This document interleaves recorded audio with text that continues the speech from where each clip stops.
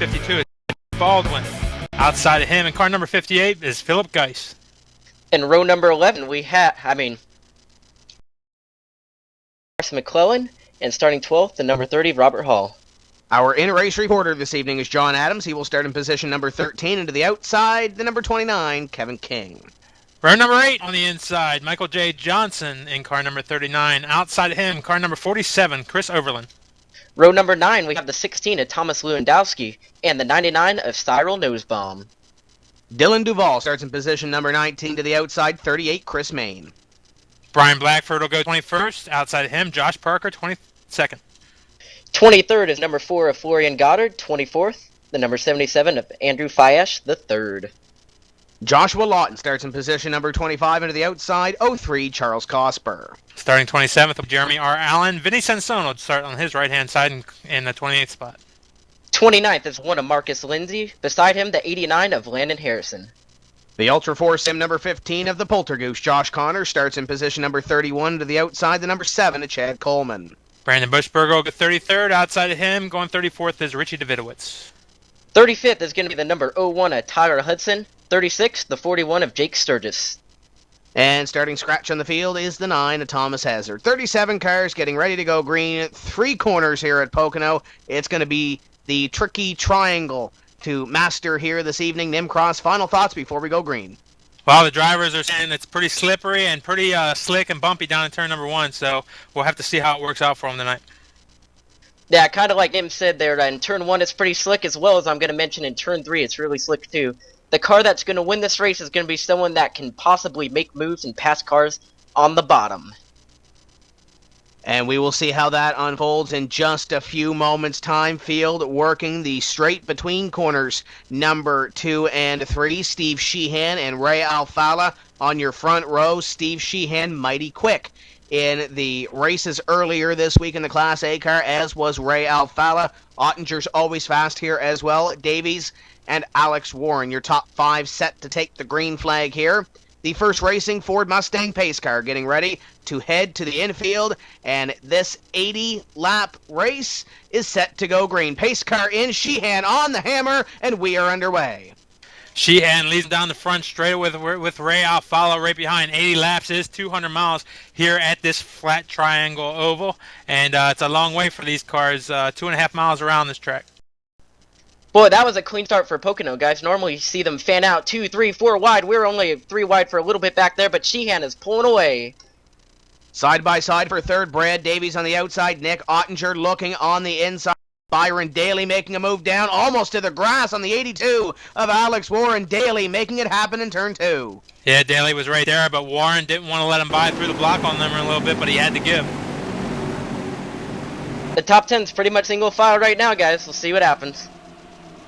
Michael Conti making a move to the inside. I believe that's Jason Karlovich on the outside. 5 going to pick up 1 just in front of them. Ray Alfala out in front of Brad Davies. Davies takes third.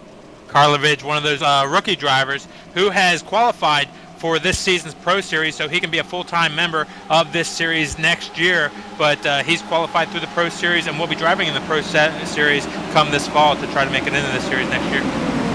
And you know, Nim, he's done a really good job. He runs up front in every single race he does. He's one of the cleanest and one of the nicest drivers I've had the pleasure of racing with recently.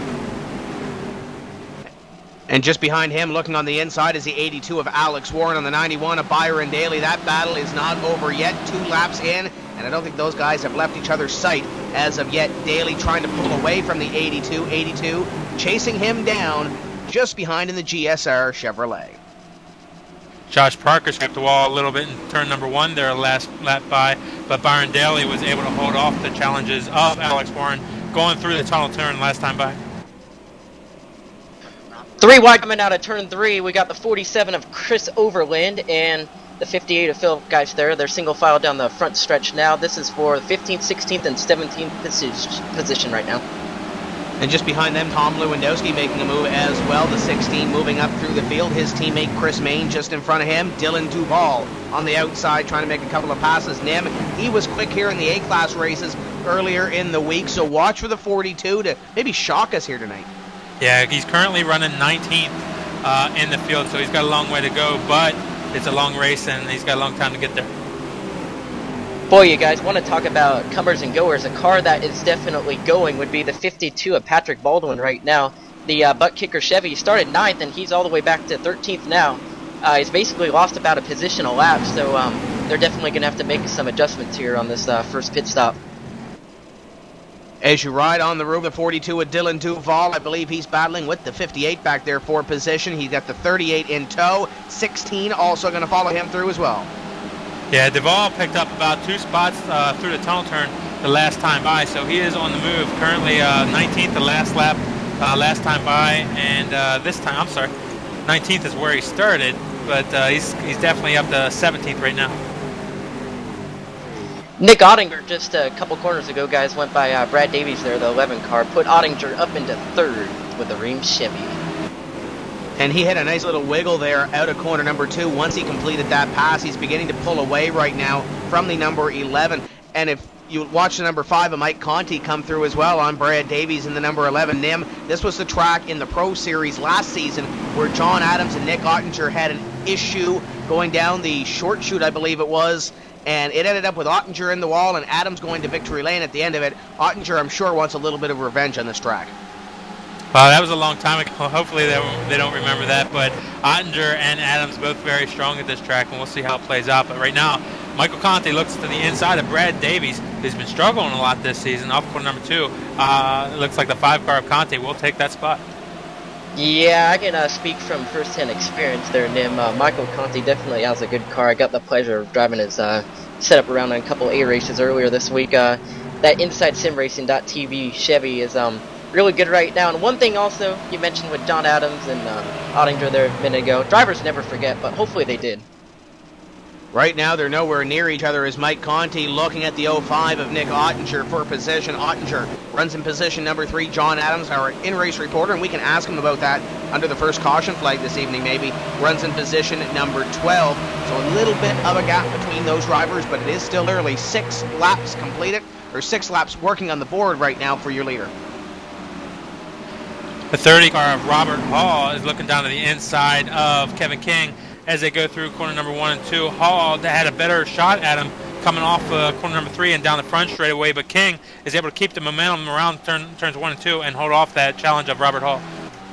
Yeah, those were teammates right there, Nim, and like I mentioned earlier before the race started, it's hard to complete a pass there on the bottom. The car really likes to wiggle a little bit, and I guess Robert Hall's just going to have to try again.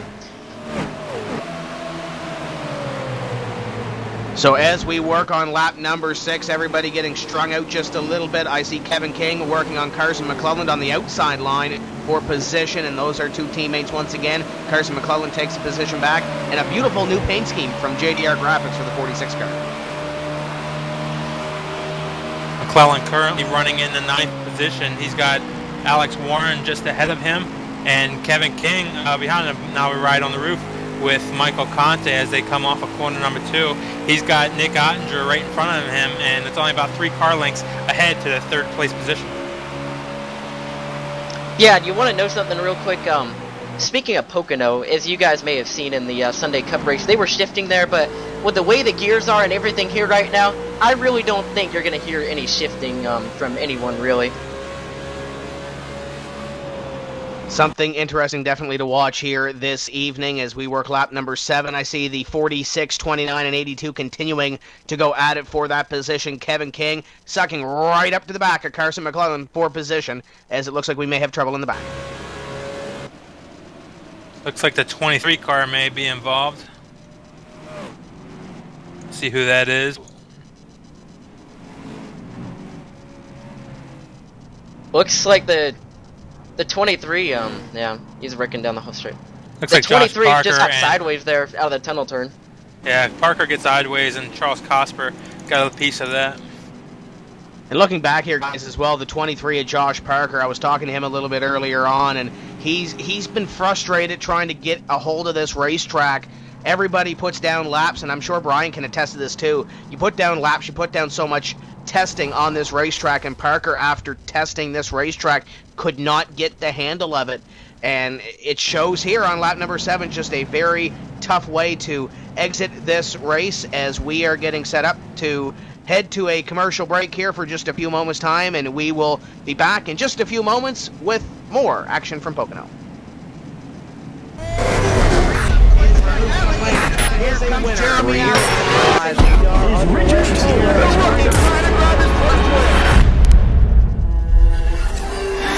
As a true NASCAR champion is Richard. Team up. Here's a winner. Number 7 of Richard Power. RT is $10,000 Richard.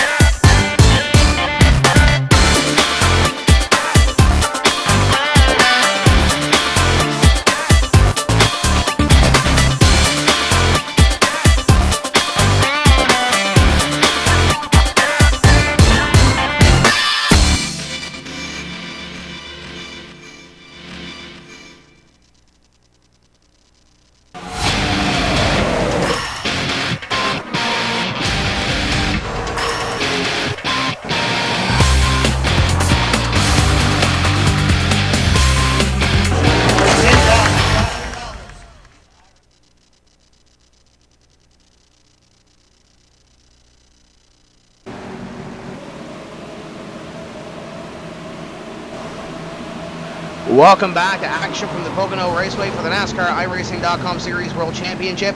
You see what brought out the caution there between the 23 and the 3. Tough break for Charles Cosper, just an innocent victim in this one. Yeah, he didn't even see it coming. He had nowhere to go. Had a good start to this race. A lot of good racing. People being pretty clean with each other. Too bad Josh Scott. He lost it there a little bit coming off of 2, but that's one of the hardest corners in racing.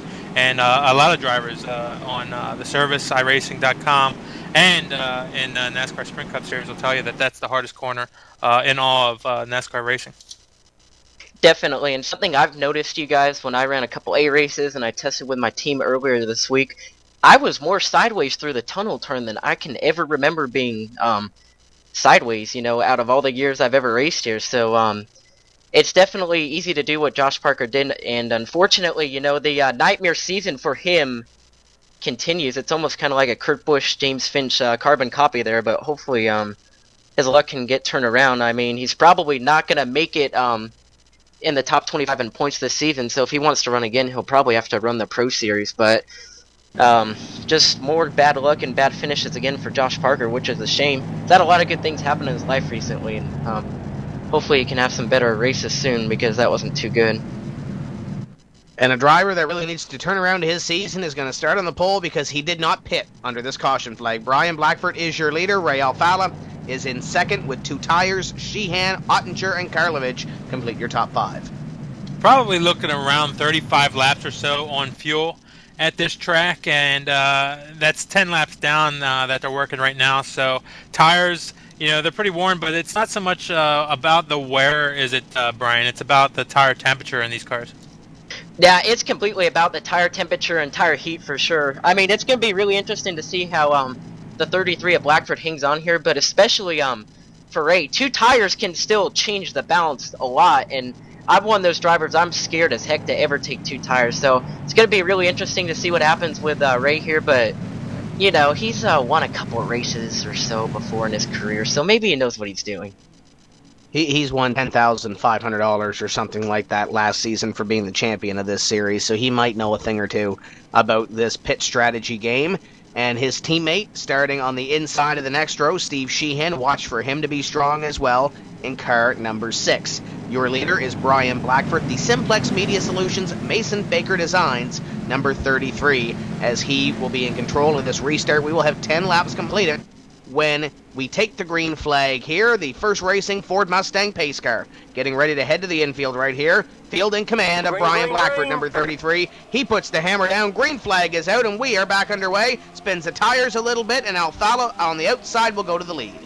Yeah, he does spin the tires a little bit, and Alfalo will take the lead. Looks like Blackford's moving to the inside, letting these other cars on fresher tires go around the high side. We'll have to keep it down at the bottom, as now Conte goes to the outside, and Kevin King and Karlovich will also try to pass him off corner number 2.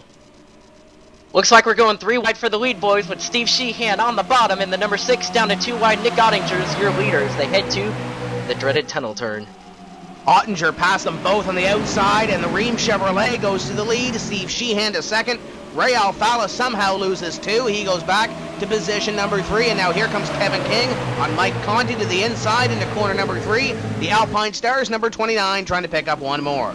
That's the great thing about Pocono International Raceway is when you come off a corner, or if you screw up coming off of a corner, you have that whole length of a straightaway, big long straightaway, where all the other drivers are going to come on you and try to pass you down that straightaway. And that's what happened right there as Sheehan and Alfalo got held up a little bit. That allowed Ottinger to get a big run down that long pond straightaway, and he was able to take the lead.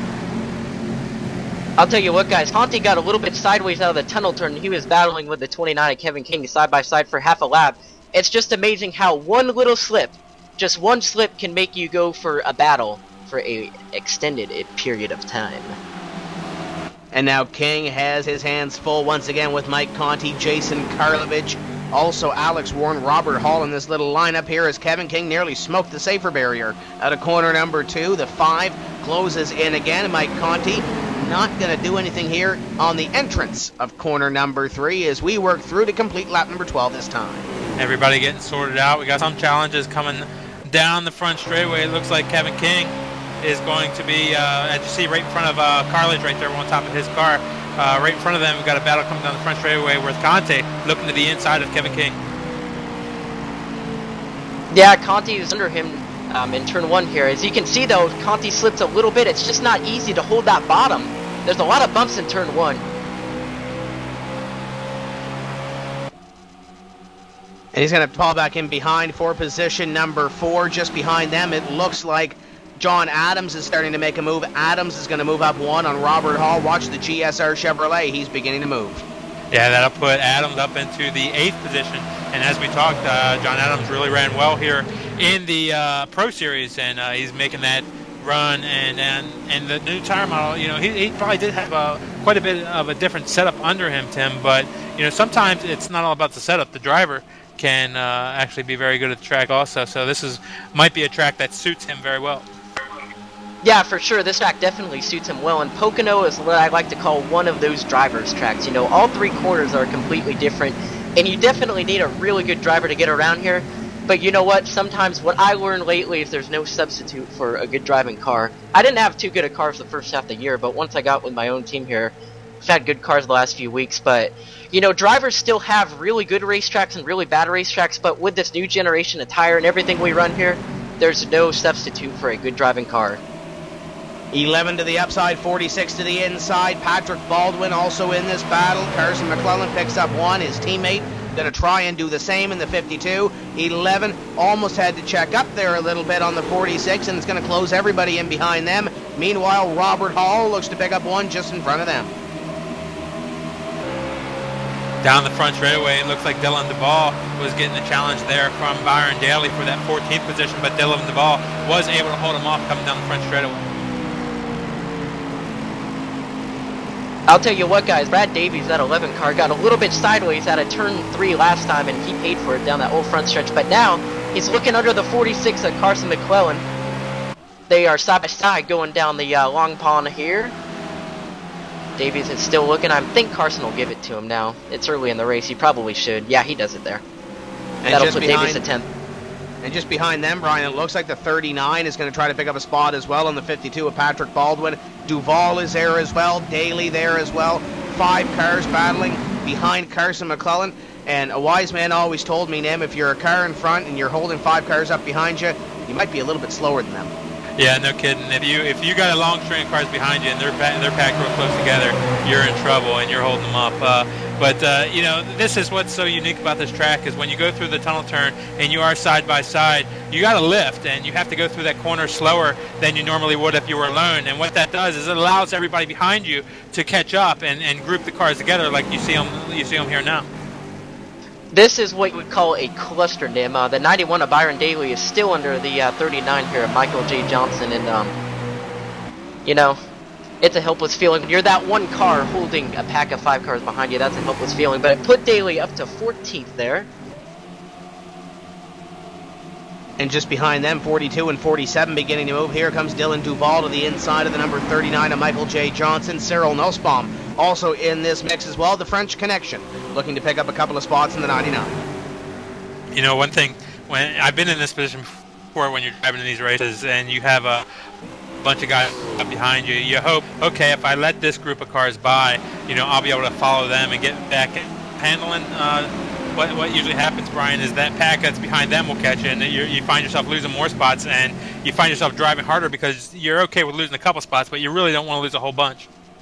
That's absolutely right, Tim. And you get hotter under the collar each time that next pack comes up behind you, and then you're more likely to make a mistake. You know, we just made mention of Byron Daly and Cyril Nussbaum there. Those cars, they've really made a turnaround the last week or so. They ran really good at Charlotte, and we'll see what they can do here, but both cars are moving forward right now. Cyril's battling the 39 of Michael J. Johnson for 16th now, so nice to see those cars running better. And he had his first top 10 finish at Charlotte in the number 99 of Cyril Nussbaum. Now here comes the 39 again, underneath the number 99, crossover move, down the front straightaway. Here comes the fast track Sims, number 39 trying to make the move on Cyril Nussbaum. But as Brian mentioned here, Nim, a couple of drivers at this midway point of the season starting to catch a little bit of fire. Yeah, that's Cyril. It was really good to see him having the good race, as you mentioned 2 weeks ago. But as Brian has told us, that outside lane is quite a bit quicker than the inside lane around 1 and 2. And the outside lane, again, able to hold off the challenge. Yeah, there really is no substitute for that higher lane down in 1 and 3 when you have someone beside you there. I normally, if I'm clear, I like to run kind of down low by myself, but if there's someone battling me, there's no substitute for going high there, clearing them. Your leaders are going to come by this time to complete lap number 18 of 80. Your leader is the Ream Chevrolet of Nick Ottinger. Steve Sheehan in second. Third belongs to Ray Alfala, Kevin King in fourth, and Michael Conti completes your top 5. Top 10, Jason Karlovich, Alex Warren, John Adams, Robert Hall, and Brad Davies. They all run single file going into corner number 1 on lap 19. You know, we hadn't talked yet, Tim, about the point standings here, and Ray does have a lead of 17 points over Michael Conte right now. So Alfala running in the 3rd spot right now. He's found a nice safe spot in the track. Conte currently running 5th in the points. He's got to gain some time on Alfala, but Ray Alfala with a 17-point lead over Conte right now in the points. You know, you guys, we talked about how well that strategy would work with the 33 of Blackford taking no tires there, and well, he's fallen back to 24th here. So far it hasn't worked out too good for him. I'm sure Blackford can't wait to get down to pit road. I'm sure he's been yelling at his team that he wants to pay and get some tires, but those 2 tires for Ray Alfala so far have hung on. You know, I had a little bit of a clue that he might know what he's doing, and so far Ray looks pretty decent.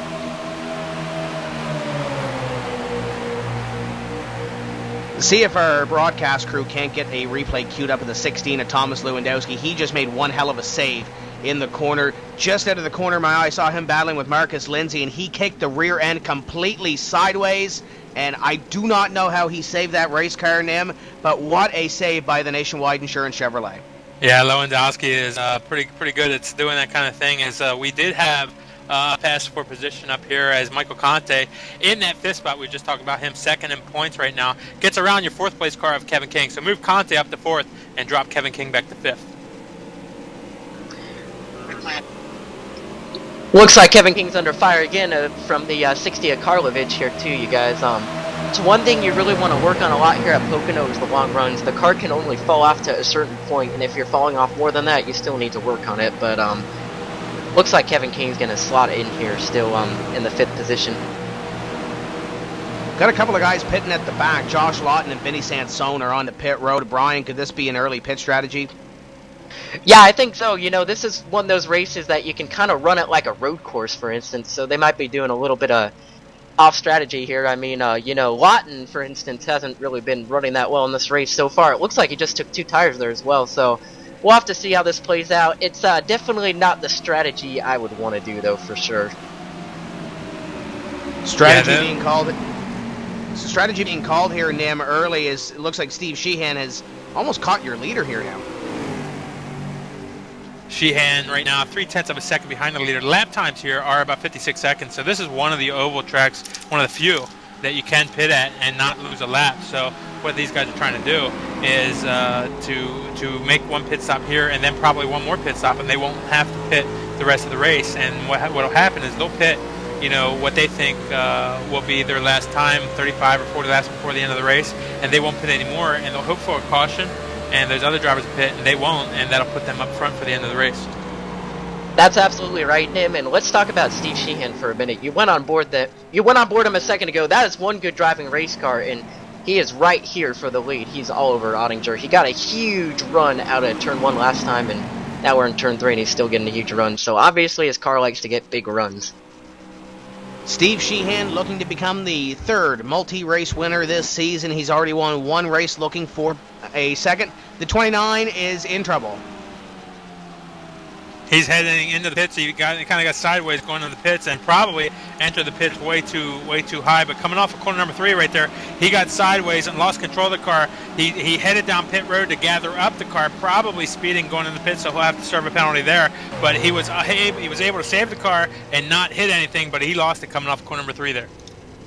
Boy, he went for one heck of a ride there. I think he might have been okay though, Nim. I looked at his speed there. He was only around 60 or so at the line. I think Kevin might have been okay there. I don't think he was planning on pitting either, though. That was one heck of a save.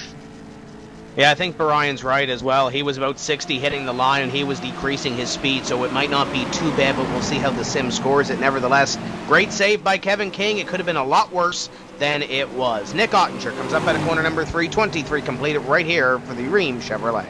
And as Tim said, the sim scores it. This is NASCAR iRacing.com Series World Championship, and all these drivers are racing from the comforts of their own computers at their own homes, and each driver that you see is racing from his own location. So Kevin right there, I believe, is from California, Cyril Nussbaum from France. So all these drivers on the track utilizing the iRacing.com service to hold this race, and this is a NASCAR sanctioned race, and you will be able to find the standings on NASCAR.com.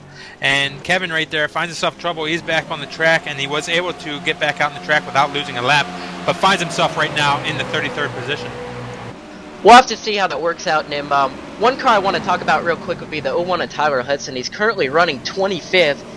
Right now he is 6th in the points, and just not really running that good right now. We'll see where he's at the end of the race, but his teammate Karlovich is right up there in 6th, so we'll just have to keep an eye on Hudson. But so far, not a good start to the race for him. Cars just doesn't look fast right now. We'll see how that goes. And Chris Main just in front of him is going to pop onto pit road in the number 38. He and the 33 of Blackford just exchanged positions, and Chris Main nearly exchanged positions with the inside wall as it looks like he was slowing down to get onto pit road. But the Spin Master Chevrolet onto pit road here from about P20 something. And we got a battle for the lead. Steve Sheehan looking to the inside of Nick Ottinger through the tunnel turn, one of the hardest corners in all of oval racing. Ottinger holds some momentum down the short chute into corner number 3, but Sheehan still has the preferred line. Sheehan's going to try and make that pass on the bottom in 3, and I think he's got it. Let's see if the 05 does a little bit of a crisscross or a crossover. Nah, he doesn't have a big enough run.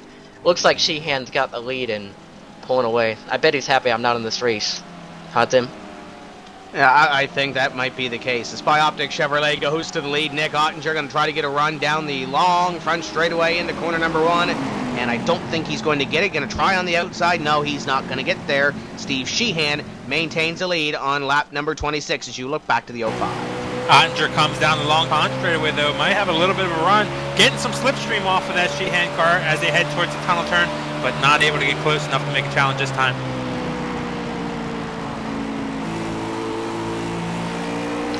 Ottinger keeps battling, but so far he hasn't been able to get by, and so far they're running about a 10th quicker than Ray Alfaro and Michael Conti behind them. Someone in the top 5 that's also having a really good run right now, guys, would be the 82 of Alex Warren.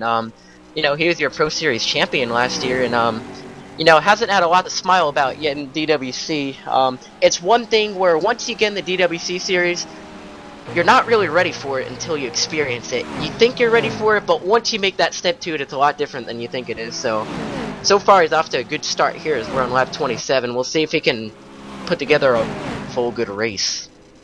And you talk about that, Brian, putting together the full race. Alex Warren has had some fantastic runs this season through the first 8 races of the season, but he's always had some bad luck bite him, whether it's a wreck not of his doing or something happening that takes him out of the event. Alex Warren has had some fantastic runs, but nothing to build on, and sometimes this sport, Nim, can be a momentum sport, and when you're seeing finishes at 25th, at 33rd, back there at the back of the pack, it doesn't give you any momentum, even if you were running in the top 5 before it happened.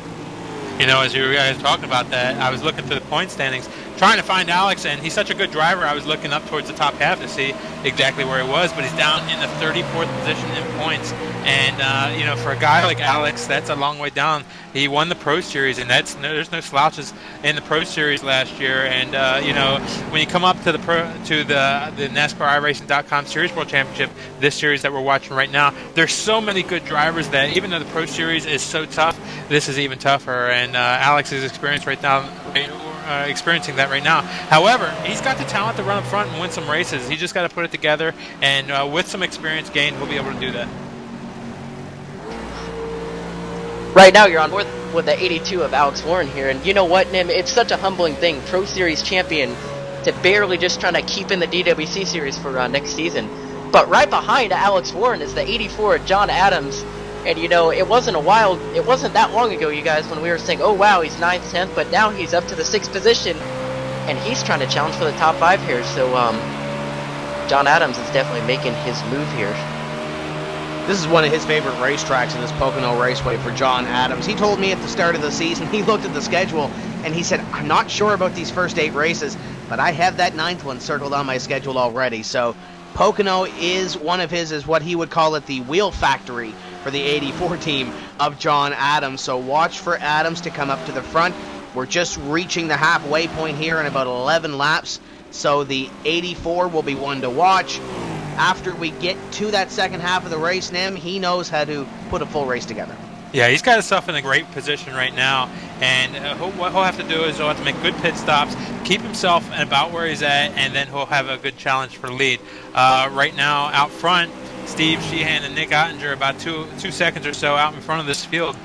He's going to have to put a lot together to get to those guys and challenge. But we were talking earlier today about how the drivers were talking about how slick the track was. There were a few drivers out there that didn't think that there was going to be a lot of cautions in this race. And right now we've only seen one, and the guy's doing a really great job out there. Yeah, for sure. So far it's been a phenomenal race, and you want to know something that's worth mentioning too. If this race is 20 laps shorter than it was last year, we basically run half the length of the real Sprint Cup Series races, and they cut Pocono down to 400 miles in real life, and we're down to 80 laps here from 100. So it's definitely going by really quick here. Hopefully we can just keep it green. There's some phenomenal racing, and the field is actually really strung out, which seems to happen at Pocono a lot sometimes. Oh, Jeremy Allen just made one hell of a save off corner number 2. Looking back through the field and the 28 made a heck of a save just behind Cyril Nussbaum, and I don't think he lost any positions, Nim. Marcus Lindsay now behind him, as is Michael J. Johnson, but it could have been a lot worse for car number 28, our Daytona winner this season. Yeah, it's so easy to lose it off of corner number 2 right there. He is losing the spot to Marcus Lindsay coming down the front straightaway, and Michael J. Johnson also wants that spot, but not able to make a challenge this time by.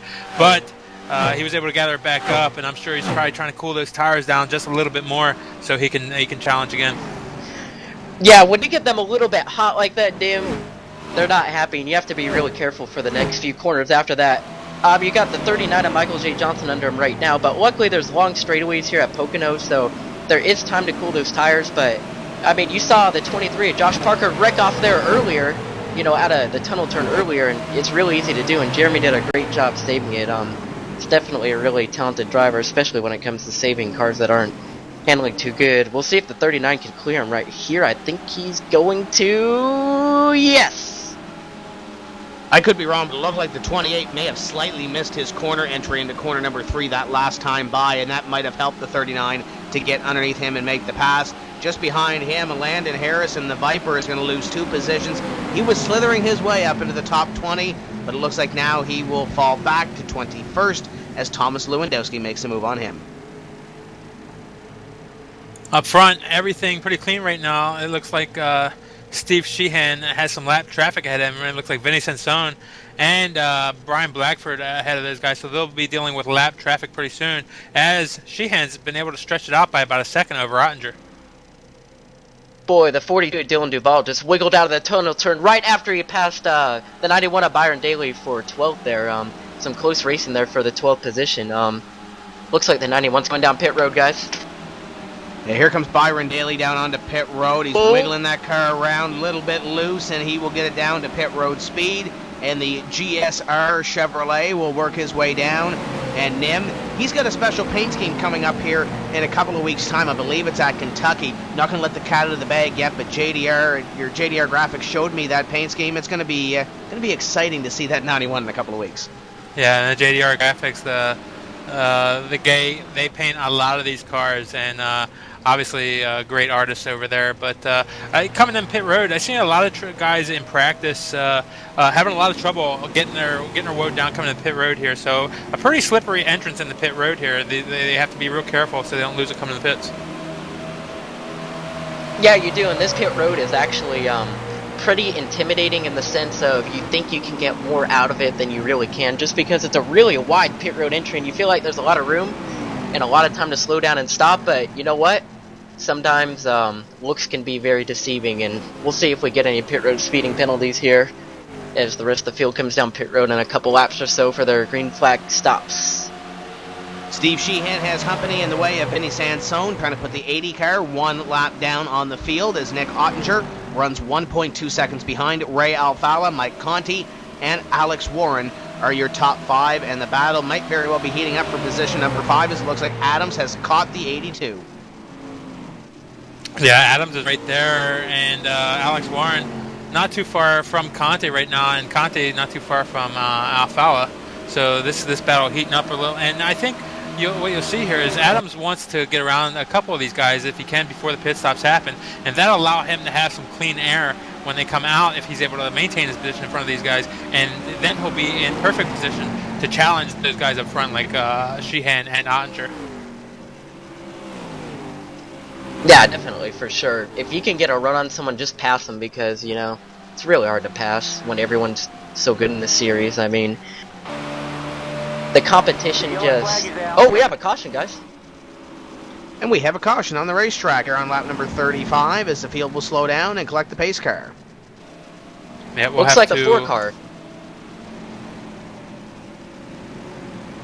Looks like possibly Fari and Goddard in trouble. And it's all by himself coming out of corner number 3, and he almost took the 17 of Brandon Bookberger along with him, but the 4 car makes the save. He keeps it straight, but it looks like the flagmen wanted a caution, so they're going to throw the yellow flag. Yeah, he got away with it pretty good there. He got a little bit of right side damage, but not too much. So looks like everybody's going to get a chance to make some pit stops here and take on fuel and tires. As they say in him, this changes everything. Sorry, working lap number 35 right now. 5 laps to green, or 5 laps till halfway. So just before halfway, which I don't think is enough for these guys to make it to the end, Brian. So it looks like they'll have to do one more pit stop from here. Yeah, for sure. Definitely, we're looking around 31 or 32 laps for a full fuel stint here for sure. So definitely not enough. So your leader is the 6th, Steve Sheehan, Nick Ottinger in 2nd, Alfala, Conti, Warren, top 5, Adams, Hall, Karlovich, Davies, and McClellan. Your top 10 as these drivers will head to pit road this time by, as Nim mentioned, lap number 36, just 5 laps shy of the halfway point. As we get ready to see pit stops once again, looking down through the field, as the 37 cars that started, we do have 36 that are still on the racetrack. Charles Cosper is shown as 8 laps behind the pace. Everybody else is currently on the lead lap, back to 35th place and Vinny Sansone.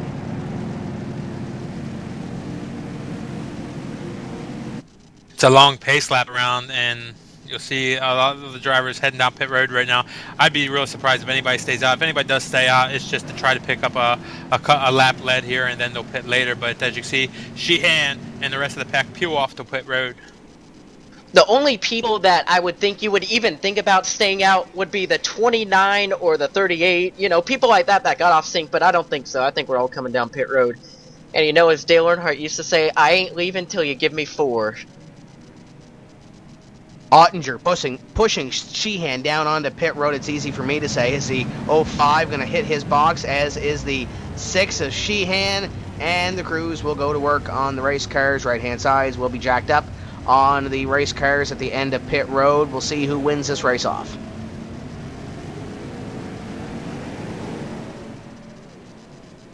Looks like Sheehan off of pit road, and Conte right there in second position. Maybe Ottinger and John Adams right there for third and fourth. We'll have to see how scoring works it out. I'll tell you what, guys. Kevin King and Byron Daly stayed out on that off-sync strategy. We'll have to see how this works, but you know what? If I'm Steve Sheehan right now or Michael Conte on those nice and cool tires, I'm licking my chops ready to go. I don't like the way this is going to work for those guys staying out here. We're just going to have to wait and see how this works. Going to get a replay here of the 01 of Tyler Hudson. Technically, he won the race off pit road, but technically he did not stop. He missed his pit box. So the 01, if he wants service on his car, he's going to have to come back in again and get the tires and the fuel on the TDH delivery number 01. So talked earlier about Tyler running well this season, but not running well here this evening. And he runs in position number 6 in the points, and he's going to run probably back outside the top 20 when we go green after this quick break. We're going to step away for just a few moments' time, and we'll be back to more racing at Pocono.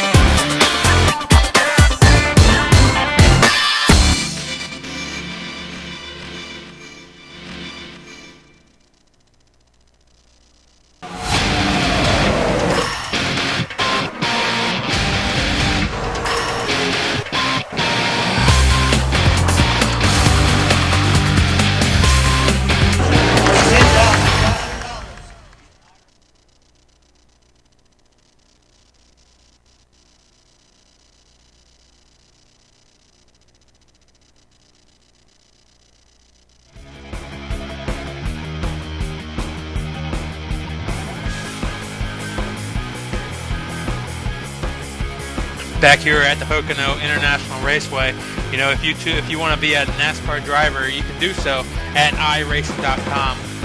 The NASCAR iRacing.com Series World Championship right here is sanctioned by NASCAR, and there are many different NASCAR Series sanctioned races on iRacing.com right now. This week, the NASCAR Late Model Series is at Concord Speedway. The NASCAR National Pick Series is at Iowa Speedway. The SK Modifieds are at South Boston, and the NASCAR iRacing.com Silverado Truck Series is at Pocono International Raceway. The Fix Series is also at Pocono. The Tour Modified Series at Phoenix International Raceway. The NASCAR B Series, the Nationwide Impala Series, is at Michigan this week, and the NASCAR iRacing.com, the Sprint Cup Impala Series is at Michigan this week also. So you can join iRacing.com and be a NASCAR driver or iZod IndyCar driver or a lot of other different series. So check us out. If you're not a member right now, go over to iRacing.com and you can pick up a membership. Buy 1 month, get 2 more for free. So the price of $12, you can get 3 total months and try it out. I'll tell you what, guys. We talked about Tyler Hudson missing his pit stall there earlier. This could be a blessing in disguise for him because last year in the race, I found myself in a similar situation, and there's a big wreck on the restart, and I was able to miss all the wrecks and get a top 5 finish. So I'm not saying, you know, there's going to be a bunch of wrecks here, and hopefully there won't be, but this could be a blessing in disguise for Hudson, because if there's trouble, well, there's no one behind him, so he can definitely miss it. So I guess that's one way to look at a positive, I guess, right?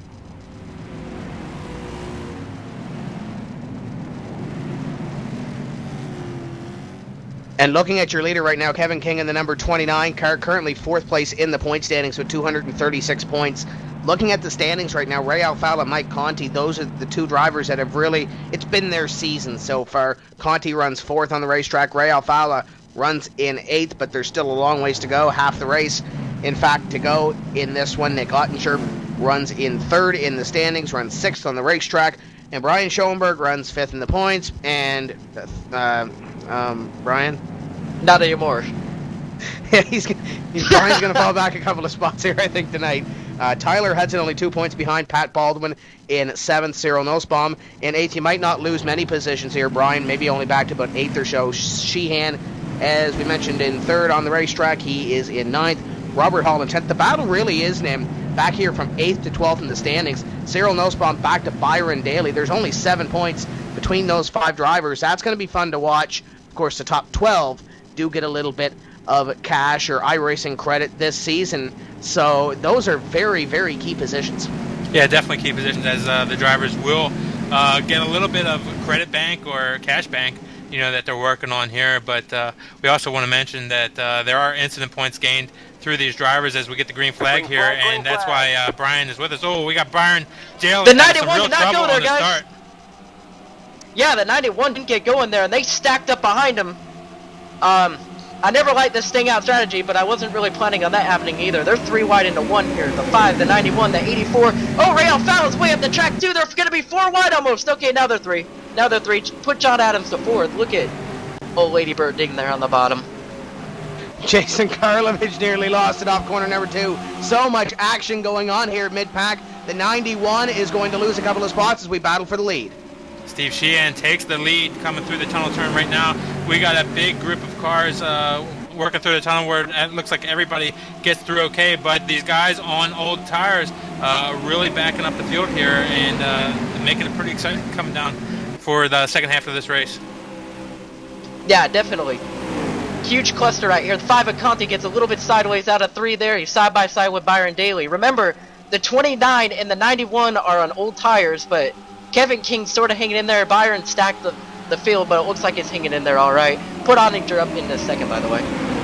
Yeah, he moves up past Kevin King as Daly underneath the number 5 of Mike Conti for the spot. Just behind them, it's double file stacked about 3 or 4 deep. Overland thought about 3 wide in the middle between Baldwin and Johnson. He's going to go low here, and he's going to make it probably 3 wide on the 52 and 39, 47, trying to move up. Yeah, 3 wide going through the corner. Everybody lifting and doing a good job for each other, and you really have to give for each other coming through the tunnel corner and down this short chute into turn 3. But everybody giving and being good with each other as the 39 gets a little bit loose there, but he's able to gather back up. Yeah, it's a great save by Michael J. Johnson there, as he's under attack now by the 1 of Marcus Lindsay up here. And well, it looks like things are starting to settle down a little bit, but there's still plenty of racing, you guys.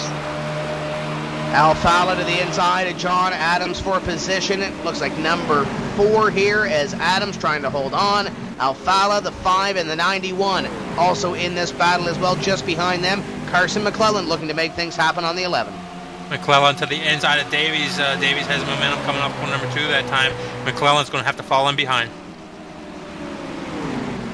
Looks like we have the 28 of Jeremy Allen moving up there. Just went by the 60 Carvilage there. And looks like the 5 up there of Mike Conti is under fire from the 91 of Byron Daly. Daly to the outside. Here comes the 82 of Alex Warren. Warren to the inside of Byron for position. A little loose for Mike Conti at a corner number 3 as he tries to maintain the spot. Down the front straightaway they come, still side by side with Warren on the inside of Daly on the outside. Daly on the older tires and the heated tires as they are working on a different strategy up front. Conte making his move on Ray Alfala. That's a challenge, and they may have touched a little bit coming through 1 and 2 right there. Alfala has to back off, and that lets Alec Warren get through. I know Conti and Alfella made a little bit of contact there, but Ray's car does not look as good this run. I'm not really sure what's going on here. I'm sure it's a little bit surprising to all of us. Oh, the 91 and the 11 hit each other there in the tunnel turn. What a great save. The 46 just got knocked up the track a little bit there, too. He's starting to fall back as well. Carson Yeah, I think McClellan. the 46 got a little bit of that as well. That's what knocked him out. The 42 now to the inside. The 28 also going to come by. So Carson McClellan, after all this contact here, going to be the big loser. Going to lose at least probably 2 spots here. Davies almost in the wall at a 3. Yeah, things are starting to heat up here now. The second half of the race. Working lap number 44 now, coming down the inside. Remember, 80 laps only in this race. So the 42 of, I believe that's Dylan Duvall. He picks up that spot off of Brad Davies. It's got to be pretty excited for Dylan Duvall right now. That's an exciting moment going by Brad Davies there.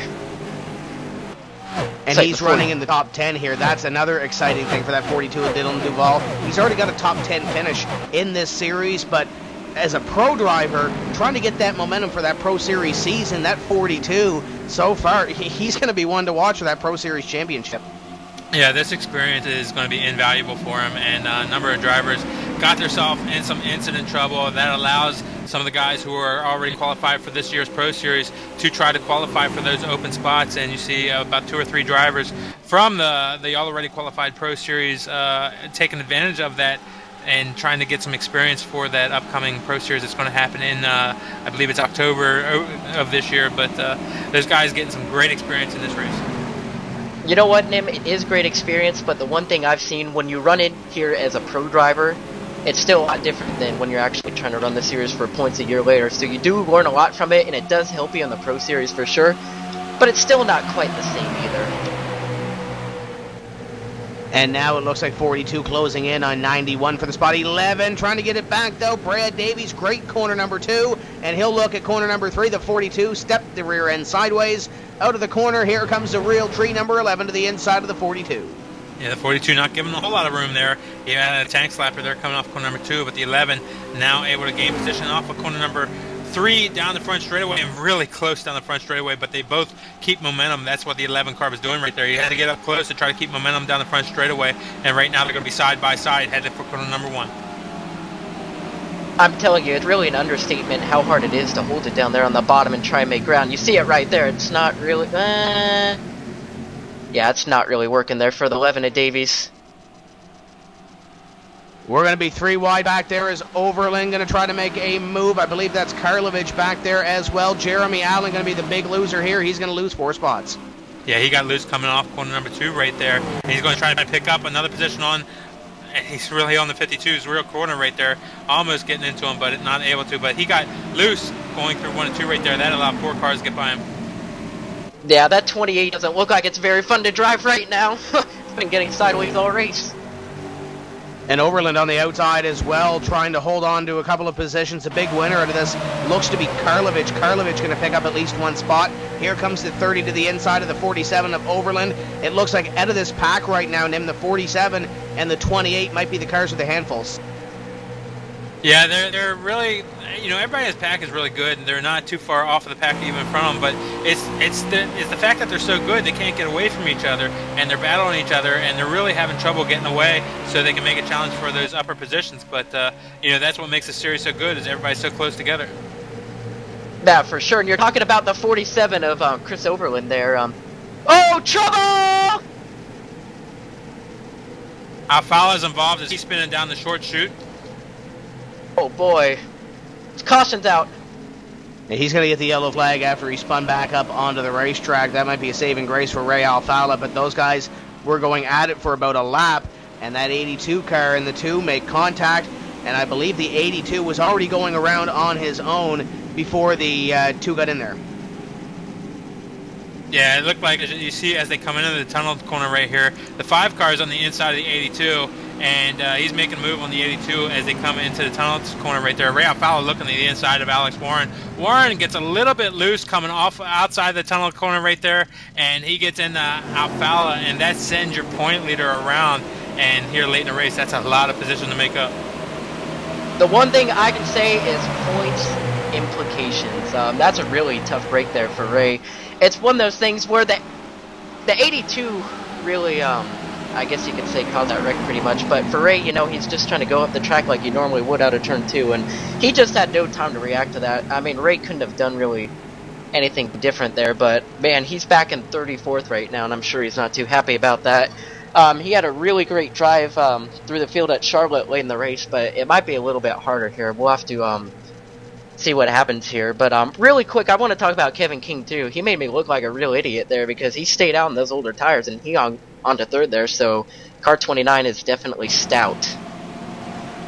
So watch for Kevin King to come in here and maintain that position, but Brian hit the nail on the head there, Nim. Ray Alfala at our last event at Charlotte was caught on a round of green flag pit stops, and the caution flag came out, and he was back around where he is right now.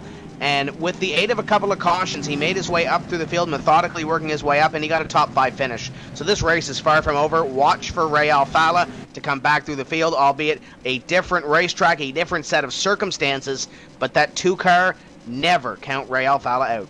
There's no doubt, Tim. You're absolutely right. It's going to be a big surprise. You know, I could easily say top 10 by the end of this race, but I wouldn't surprise me to see him back in the top 5. Yeah, me too. Looks like the 29, Kevin King, just overshot his pit stall after I was talking good about him.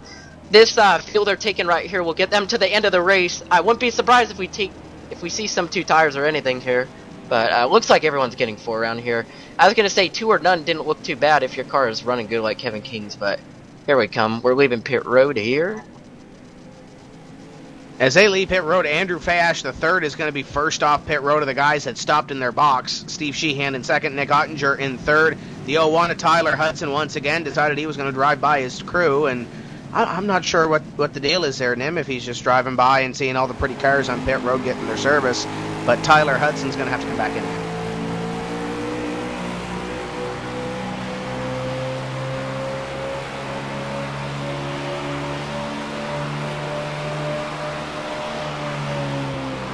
And I believe we are going to have our first in-car communication of the evening as we try to get the booth-to-car communication going with car number 84, the GSRacing.net Chevrolet Impala, also sponsored by Mud Jugs this season. That is John Adams, and I believe Brian Schoenberg is going to catch up with driver 84. Ladybird, this is Luann. Do you got a copy? Well, howdy, Luann. How are you doing on this fine evening? Looks pretty good. Yeah, actually the car is really good. It feels like I made a few adjustments on that last stop there, but we'll see what we got. Steve Sheehan seems pretty fast, and so is Nick Ottinger, but I don't know. We'll see what this run brings us here, and hopefully we go green to the end. I think that'd be kind of interesting because it's really close on fuel right now. It looks like your car is a little bit better on the long run. Correct me if I'm wrong. I mean, don't get me wrong, it's good on the short run too, but the long run it was looking superb there. Yeah, back in the week I ran a few Class A races, and I seemed like I was one of the fastest one on long runs, so it seems like it's holding up pretty well tonight. So that's why I wish it would go green to the end, because that's how I feel like I would have a shot to win the thing. Yeah, for sure. And I mean, it looks like it's been a pretty fun race, you know, a lot of green flag laps and everything, but you know, I made the mistake of telling the viewers on the air earlier that we were good to go on gas. It's pretty close. I think you'll be able to make it with this caution if you just coast around here and save gas. You think you'll make it just like this? I'm not really too sure, Brian.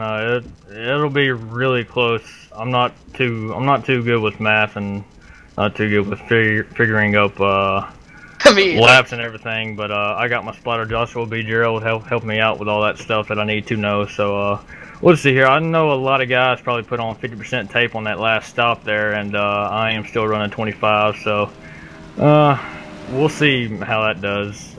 You know, they might pull a Schoenberg and blow up. I guess I was their inspiration or something. The one thing I noticed through testing was it seemed like it wasn't really as bad here, but it still might, you know, be bad, but we'll see. I think you made the right call there, not going to 50, because it's just too risky right now. But talk about Josh B. Gerald for a minute here, spotting. I mean, he seemed a little bit nervous before the race. He's kind of talking to me, and, you know, it's his first big shot at, I guess, spotting for a DWC race maybe, and talk about the job he's doing for you on the spotter stand. Yeah, this is Josh's first time spot for me in a DWC race, but so far he's doing pretty good at it. He has let me know everything I need to know pretty much, so I can tell you it's a lot better than the in-game spotter, because they don't really tell you when, you know, the pace car's going down or anything like that to pit road. So yeah, he is doing one fantastic job right now for sure. For sure. And before we let you go back to your spotter and everything here, do you want to thank your sponsors or anything? Just tell us who makes it happen for you before we go green here. The 01's pitting, by the way, too, finally. Yeah, I'd like to thank gsracing.net, Scott Grimberg over there at the GS Racing Truck Series. He has been a big help to me in this series and everything, so I'd like to give a shout out to him, and JDR Graphics and Excellent Designs and String Paints and Mudjug Puttable Spittoons. If you are one of them dippers out there, you should go check out mudjug.com and get you one of them spittoons like I got. Well, John, Ladybird, we wish you the best of luck, and maybe we'll talk to you before the end of the race, and maybe in victory lane. I hope so. Thank you, Thank Luann. Thank you. Thanks for being you. Real quick, you guys, the car I want to talk about, the 47 of Chris Overland. I'm not trying to be a bit biased or anything here. This is his second race on J-Show Motorsports, but the one thing I wanted to mention real quick, other than him having main performance PC on the hood right now, you know, Butto Gaming Cockpits is nice too, but Chris Overland right now, he's got my normal crew chief Jason Loafing calling the shots, and they've been working on the car all race, and he's been around 14th, 15th all race, so he's looking to bring home a top 15, maybe a top 10, but so far he's been off to a good start, and I know old J-Lo has been working on the car for him, so it's cool to see him still have a job. Once again, if you're looking to get in on the action here this evening, hashtag Pocono NISWC, that's hashtag Pocono NISWC. We have a $25 iRacing gift card to give away to the best tweet that is composed with that hashtag Pocono NISWC. Get your tweets in now before the end of the race, and Brian will pick the best one, and he might very well say it on air or sing it on air or tweet you or something like that. I'm not exactly sure how that's going to work, but we'll figure something out. The first racing Ford Mustang pace car going to head to the infield this time, and Steve Sheehan going to be in control of the field. Ottinger to the outside, hammer down in the 6. We are back underway. Sheehan gets a really good start coming down the front straightaway, and following him through is John Adams right there into the second position. Ottinger a little bit slow on that restart. He might fall back to about the third or fourth position here. Yeah, not a very great start for Ottinger. Ooh, the 5 of Conti got really sideways there. That was a really good save, but he's got the 42 Duval under him now, going for the fourth position here. Duval underneath him. Here comes Adams for second on Ottinger. Keep a half eye on that battle. It was about this time in the pro race that those two drivers were side by side, and it didn't end well for the 05. And trouble back here. It looked like one of the cars are really in trouble. The yellow flag is out. Boy, Robert Hall's that. And it looks Brad like Davis Jeremy Allen might be the cause of this one. He got sideways going into the corner, and he got into a bunch of drivers, and it stacks him up behind. Josh Connor's involved, Robert Hall, and Brad Davies, the big two that ended up getting in that one. Cyril Nussbaum, tough break for the number 99. Yeah, he definitely got in there way too hot, and he got into the 11 car and Robert Hall and took them way up to the wall.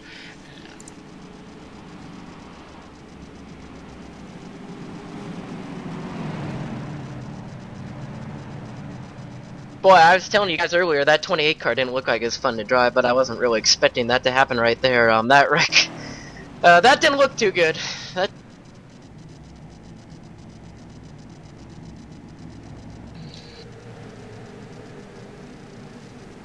Well, as you look at the replay here too, you see the 28 car of looks like Jeremy Allen. What he does right there is he disconnects his computer, so by using a couple keys here, he interrupts his internet connection, trying to avoid this big wreck, which is basically illegal to do. You can't be disrupting your connection, and but he still causes the crash, and then he comes back on. His connection's reestablished there, but it looks like he has intentionally interrupted his connection, which will find him in very big trouble with the stewards of this race. Yeah, you don't want to make them angry. That normally doesn't end very good. One thing I want to mention too, during that wreck there, it looked like Ray Alfalla and the 01 of Tyler Hudson, who has missed his pit stall twice. It actually looked like it worked pretty good there for Hudson, because himself and Alfalla basically stopped there to miss that wreck. They picked up quite a few spots there, but definitely someone this impacts a lot would be the 30 of Robert Hall. He had a pretty good looking car, as he does every week, and his car is really messed up pretty bad, guys, and he was pretty high up there in the points too, so this is really going to hurt that sim chassis driver. And looking through that wreck as well, I'm not sure if we can get a camera in the 99 car of Cyril Nussbaum, but Cyril was pretty much past this wreck. Michael J. Johnson got on the binders to avoid the wreck, got loose, and just hit Cyril at the last moment, and head on into the corner number 2 fence goes Cyril Nussbaum, and as he calls it, that's a dead NASCAR in the number 99 car, so Cyril Nussbaum's car will not continue. And just to elaborate on something that Nim said a little bit earlier, obviously what happened to the 28 will probably not sit well with the race stewards. Nim, I believe he just came off the bench from a 3 or 4 race suspension, so that probably won't sit well either with the race officials after knowing that he's been gone for a couple of races and then returned to the series. Yeah, well, everybody, you can make a mistake and you have to pay a penalty and stuff like that, but if you have repeated violations, that's going to cost you a lot more. Back here in the pack, Philip Geis, in his first race, he got run into right there trying to woe down for this wreck also, and he took some heavy damage. So I just wanted to document that, as Philip was running a really good race here, trying to do his best he can, and he got taken out, or got some heavy damage in that one also. Someone else that was making his way through that wreck there was the 25 of Richie DeVito. He was right up high against the wall there, exiting the tunnel turn, and looked like he's going to hit the 89 and the 99, both teammates there, Landon Harrison and Cyril Nussbaum, but he just came to a complete stop, as in 0 miles an hour. Sometimes that's the best way to miss. That's the best way to miss a wreck. Sometimes just completely stop. And we should also give a shout out to Richie DeVitowitz. I know he's been racing a legend car this season, his first season at Riverhead Raceway, and doing fairly well for his rookie season. And Brian, I know you can attest to racing one of those legend cars. It's not easy. It's a little bit different than racing a real race car. I should say real race car, a stock car, let's say a street stock, compared to a legend car. Yeah. And one thing for sure with that is it's hard to be good at one thing. It's really hard to be good at both things. So definitely props to him there. It's definitely not an easy thing to do. And we were talking about Ray Alfalla and his drive through the field after that whole mess he had earlier with that wreck with the 82 Alex Warren. Ray's up to 21st now, so he's picked up a good 10 to 12 spots already. We'll see what happens here. If anyone can do it, it's him. Still a little ways to go in this race as well. Lap number 55 being worked on the board. Sheehan, Ottinger, Adams, Duval, and Conti are your top 5. A little bit different now throughout your top 10 with Daly, King, McClelland, Warren, and Karlovich, your top 10. And we are going to have probably a few casualties from that wreck. I see Jeremy Allen is off the racetrack, as is Cyril Nussbaum. Charles Cosper is still out on the track, and I believe he is going to get the I-Dog on this caution flag, so he will get one more lap back. So he will be now 5 laps behind the pace. I believe, Nim, he was the I-Dog on the last 2 cautions. So if we keep getting the caution flags, Cosper might be back on the lead lap, but he's going to need at least 5 more.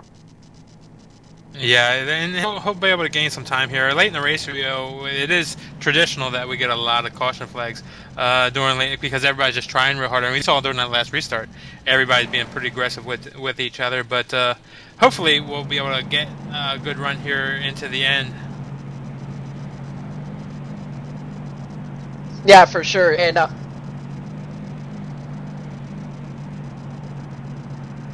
this will definitely make these guys taking on gas. We obviously don't have green white checkers or anything, so everyone will be good on field now with all these cautions. So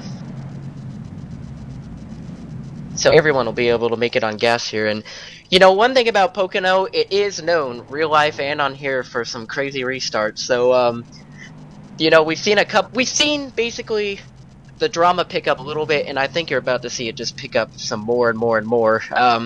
We'll see what happens here. We hope there's not any wrecks or anything, but it definitely could happen. Lights are out. Next time by, we will go green flag racing, so the field will begin to double up here And with us coming up on 30 laps to go, guys, I want your predictions going forward here. John Adams looks really good. He's a former winner in the Pro Series at Pocono. Steve Sheehan, Nick Ottinger have won races so far this season. Dylan Duval is really a wild card. He was fast in the Class A races this season. And Michael Conti has been on the verge of that win, just hasn't seemed to lock it down. Do we see any of the top 5 winning here in 34 laps, or do we see somebody outside, maybe the top 5, coming in and winning this thing?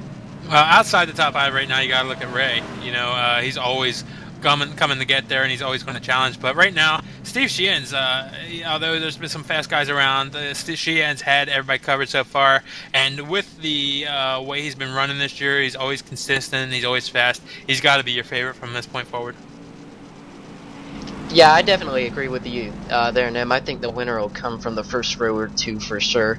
Not saying that anyone out there is done, you know, behind them. I mean, we've seen crazier things happen before, but they're looking pretty solid, and I don't think any of these front runners are going to pit anymore. But I'll tell you what, if we do get a couple late cautions here, I would say maybe around 15th, 16th on back, you might see some people come in and tape up a little bit to pick up a little bit of extra speed. But I think the front guys are pretty much done pitting. I think if you look at that second row right now, you have 2 drivers that have never won a NASCAR iRacing.com Series World Championship event. You look at Dylan Duval, he's not really here to ruffle any feathers. He's just trying to get seat time. John Adams is really good at this racetrack.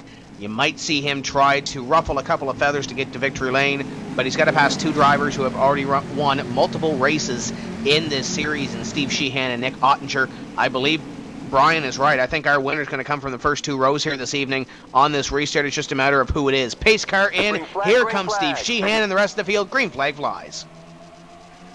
Yeah, one thing we didn't mention there, Michael Conti running in the 4th spot right now as he drafts on John Adams going down in corner number 1. Conti has a big points implication so far in this race as the 2-car way back in the pack. He needs a good finish, and he can pick up a lot of ground in this championship run. He definitely could, Nim, but as the laps keep ticking, the number 2 car keeps coming more and more forward through the field here, so it looked good for him for a while, but there's nothing really he can do, right? He's just coming through the field, and he's gaining his points back one by one. Adams beginning to look now on the 05 of Ottinger. As Ottinger gets a great run off the corner, Dylan Duval nearly slapped the safer barrier in corner number 2, the 5. Now underneath the 42 as we go side by side. Carson McClellan going to lose a couple of positions behind them. Action all over this racetrack.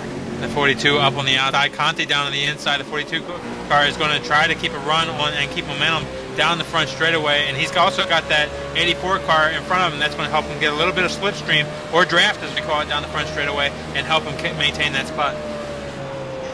Yeah, the one thing I've noticed though with this build, or the last 1 or 2, is the draft isn't really as effective as it used to be.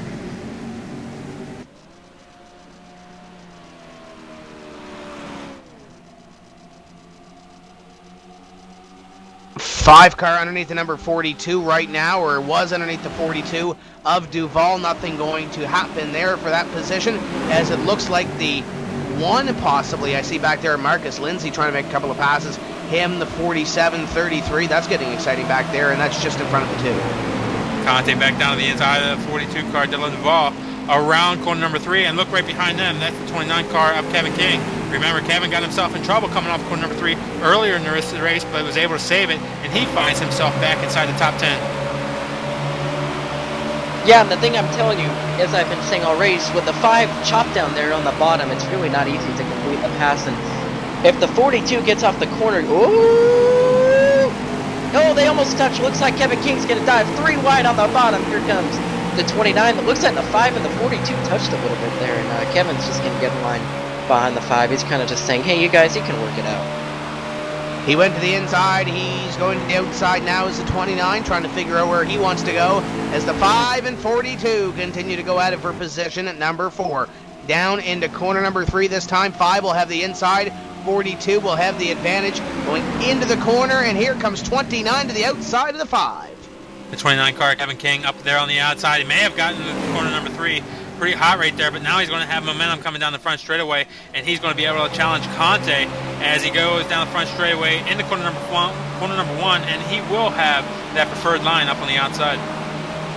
You know, I might just be imagining things, guys, but I don't think the 5 car is too happy with the 42 there.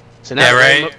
I'm sorry there, Tim. Ray, no doubt that he's going to be moving up here in the race here, up and with 15 laps to go, and with the double file restarts, he could be challenging for this top 5 easy here by the end of this race.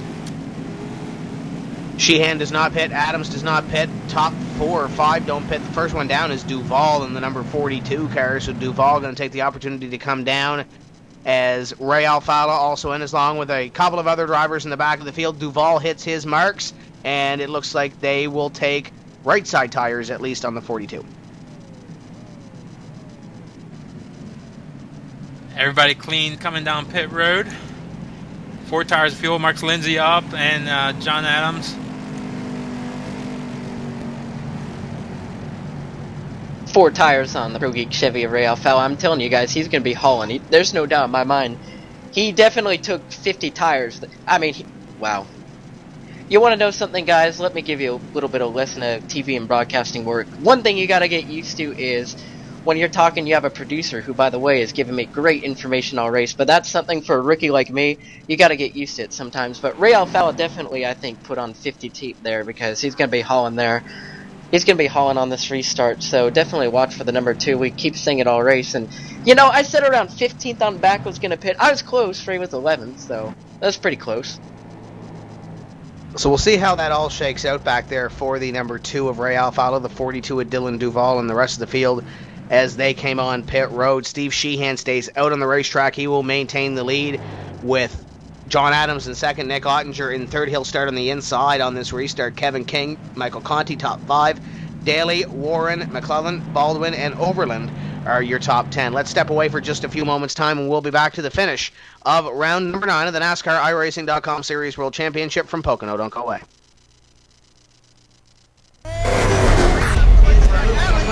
Here comes Jeremy is Richard Taylor.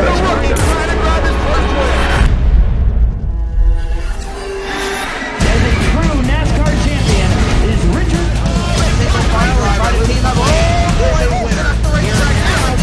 Number 7 of Richard Power. RT is $10,000 Richard.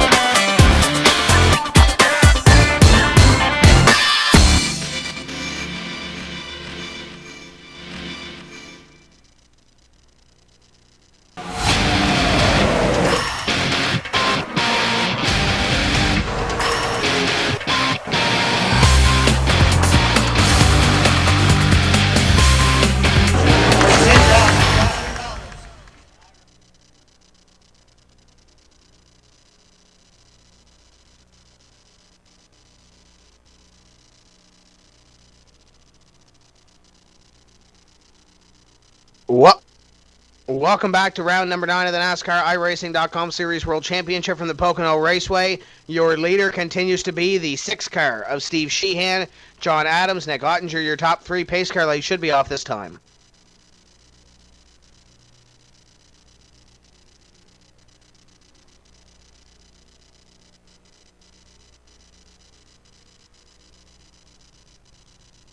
Looks like everybody is going to be staying out, and nobody, those guys that didn't take advantage of the first pit stops aren't going to pit this time by. But Sheehan is your leader, Adam second, Ottinger third, Kevin King is fourth, and we're going to see those guys that did pit and how far back they are if they're going to have a challenge.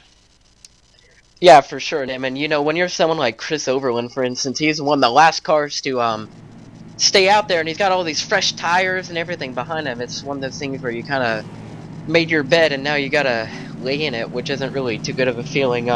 Real quick, we'll also mention that Brad Davies, the 11, just got the lucky dog. He's in that big wreck earlier through the tunnel turn. His car's still really torn up though, but he's just running around on 31st. He'll be back on the lead lap here.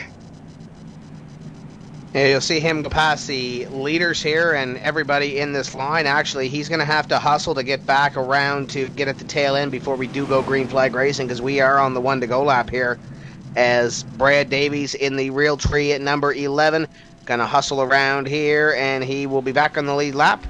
I'm not sure if they're going to delay this restart or not, but the 11 will hustle his way back around as Steve Sheehan will be in the lead right now with John Adams on the outside. Ottinger in third, and I think Ottinger's going to be the wild card in this, Nim. We saw how aggressive he was earlier in this race. He might very well try something here, and as we said, the 84 might be the beneficiary if it is the 6 and the 05 again. Yeah, you know, like we were talking the way things work out here, you get in a good side-by-side battle, and all of a sudden here comes the pack from behind, because you've ruined your momentum, and the people from behind have great momentum, and it's just going to be a real battle here at the end, and it could be anybody that you see back there, 4th, 5th, and even on further back now, because all these guys are on used tires and heated tires, and the guys in the back are on cooler tires and newer tires.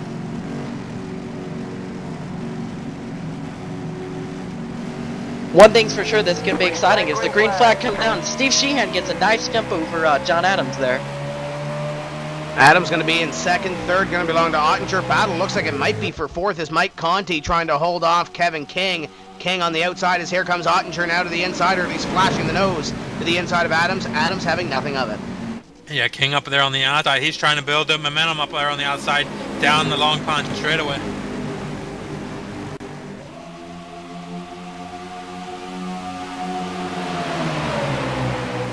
Five car, Michael Conti is battling Kevin King, the 29 here as we go through the tunnel turn.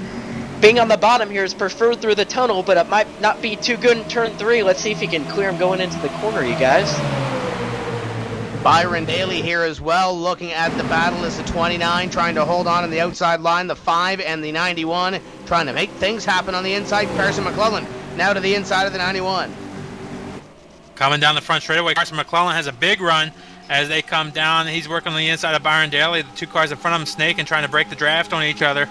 But Byron Daly up on the outside, able to hold off the challenges going into corner number 1 of Carson McClellan. You know, I expected more chaos, to be honest with you, but so far it's actually pretty tame. Something that might be worth mentioning too, Robert Hall, Michael J. Johnson, I believe, had some black flags there from some lucky dog issues. You talked about Davies getting it a little bit late there, but yeah, looks like they're going to have to come to pit road and serve their penalties. This time by 11 laps remaining. Big wiggle for Ottinger there in the short chute going down to corner number 3. The 05 gathers it back up, and he is hunting down the 84. Alex Warren to the inside of the 46 as you look out the rear deck lid of Ray Alfala. Ray Alfala restarted 13th, and he still is 13th, but look at this, you guys. He's going to the bottom. There's plenty of room down here to go 3 wide on the bottom. Let's see if he can make it stick going into turn 1 here. And he thinks better of it, and he just gets back in line there. Overland down there. It looks like it's going to try and slide up in front of the 60. It's going to... Oh, no, he thinks better of it. 3 wide here. Ray on the bottom. Overland in the middle. Cartilage up top. Alfala to the inside here, going to pick up that at least one spot. Brian Blackford going to try to follow him through as well. And Nim, this may very well be damage control night for Ray Alfala as he runs in position about 12th place right now. Oh, one car in front of him just slapped the wall off the corner. That may have been Duvall. Yeah, Duvall hit the wall. It looked like the 47 car also of Chris Overland also got a piece of the wall coming down the short chute there. But Alfala will work his way up through. He's got the cars he's passing right now, they're pretty quick, and he has to be smart about making his passes. And we know Ray may be the smartest guy out there on the track right now. He's working his way up through and currently finds himself in the 12th spot. Battle for second and no. The 05 of Nick Ottinger just hit the 84 of John Adams for second here, you guys, in turn 1. Looks like Ottinger is going to clear himself out of turn 1 there. I'm sure John Adams is not too happy right now. Dylan Duval in the 42 nearly bought the farm off the corner as he saves it. Great save. Watch that battle for second. Battle for second seems to be cooling down just a little bit as Ottinger is able to pull away from Adams right there. And now Michael Conte chasing down the 84 car of John Adams in there for the third spot.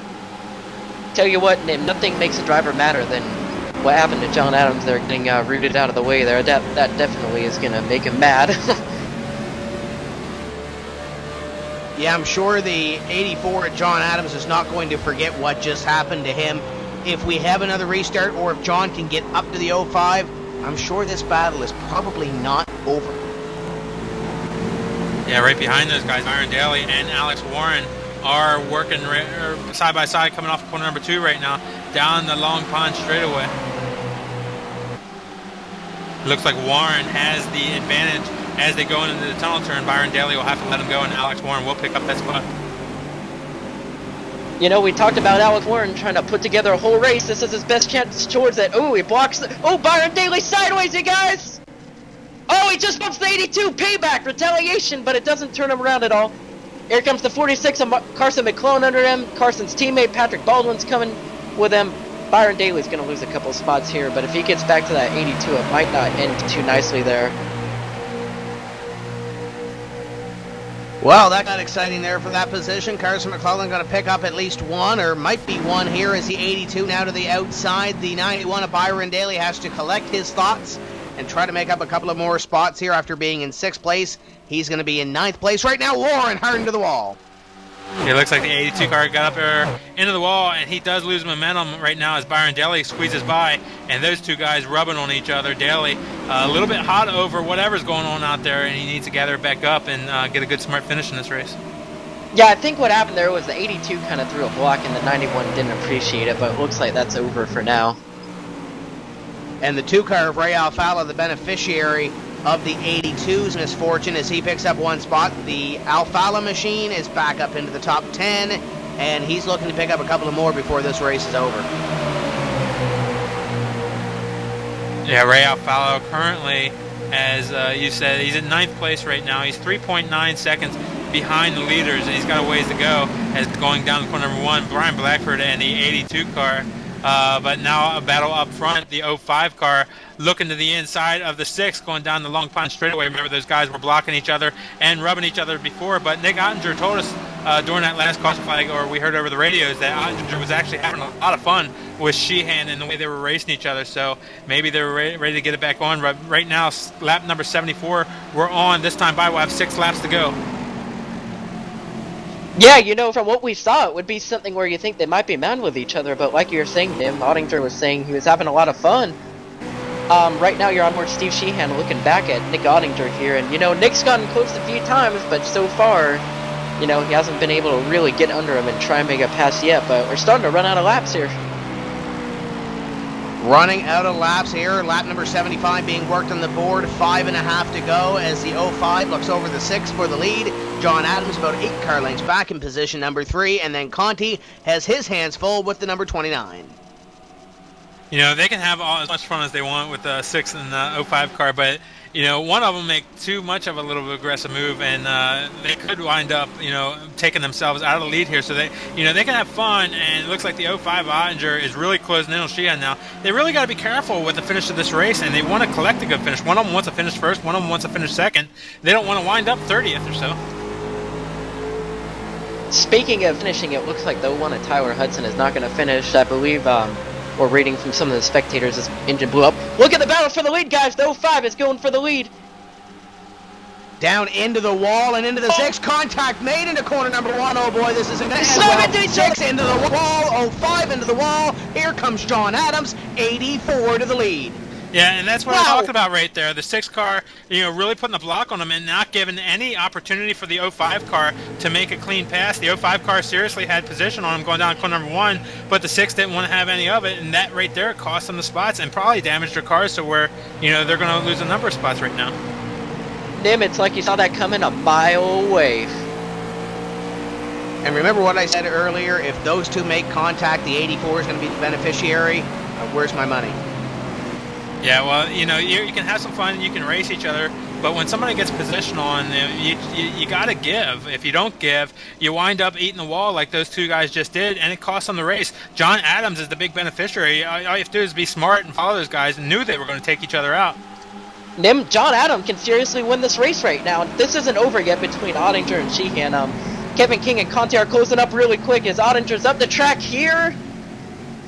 But it's definitely not over between them, and John Adams can seriously win this race now, but now it's just how many spots is Ottinger going to lose, because right now, himself and Sheehan are going to be under attack here with Conti and Kevin King. Looks like Conti just gives in to the 29 there going into the tunnel turn. With no extra laps, if we do go caution, this race will be over if we do have a caution flag fly here. So John Adams really puts it in cruise control. He wins the race. 29 underneath the 05 for position as Kevin King picks up one more spot on Ottinger. And Nim, the one thing you mentioned about these guys battling for position and possibly finishing in 30th if they wreck, Sheehan, now King is in this battle as well, and Ottinger, they're all battling for a points position as well. Yeah, they're both, you know, the 6 car and the 05 car, as Sheehan got in the wall a little bit coming off the corner right there, they've damaged themselves, and they're sitting ducks right now. The 29 car of Kevin King, who saved his car earlier in the race, he's up in the second spot, and he doesn't really have a challenge for the lead going on right now, but up in the second, that's a real gift for him. The 5 car of Conte now looking to make his way up in the third, as we have Ray trying to pick up some spots on Byron Deli back there, but those guys are battling for the point lead and trying to pick up some spots. That's absolutely right. Wow. Put Ray Alfala up to 8th position, by the way, guys. He just got by Byron Daly there, so put Ray up into 8th, and he's trying to catch Patrick Baldwin here, but boy, Sheehan's got to be steaming right now. And Ray's closest point competitor right now, Brian, is Mike Conti, and he has moved up past those two drivers. That should put Mike Conti here, I do believe, in second place this time by... no, it doesn't. Puts him in third behind Kevin King, as Mike Conti is going to make a big point gain here. Yeah, 2 laps to go that time by. I'm not sure what Sheehan's going to be steamed about.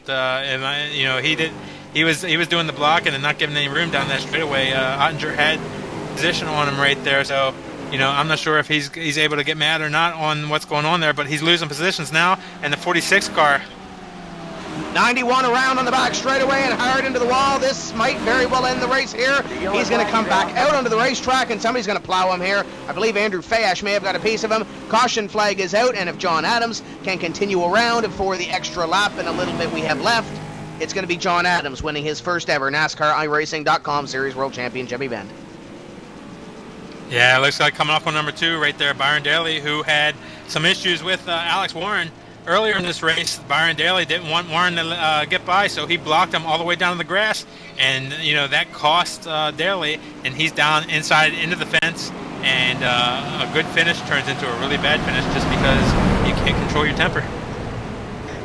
We thought it was over between them, Nim, but I guess it certainly was not there. But how about John Adams? All he's got to do is make it around here another lap, and he has won this race. Wow!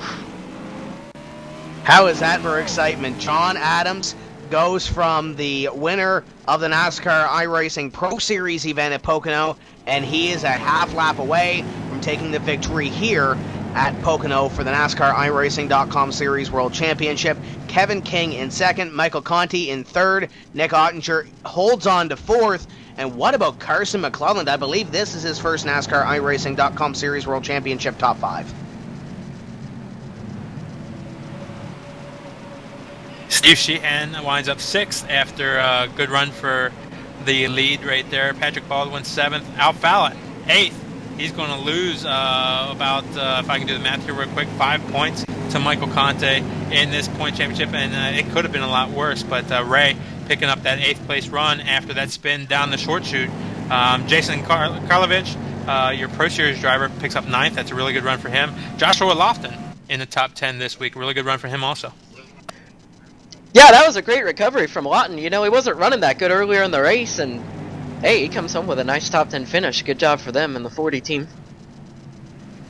Checkers in the wind this time by John Adams, car number 84, sponsored by GSR, and Mud Jug Portable Spittoon's going to come across the line, and he will be a winner in the NASCAR iRacing.com Series World Championship, the number 84 to victory lane. Kevin King second, Conti Ottinger, McClellan, and as we mentioned, Ray Alfala finishes in 8th, Conti in 3rd, so it looks like Conti will gain 5 points here, as Adams will come by this time, and he gets congratulations from the champ, Ray Alfala.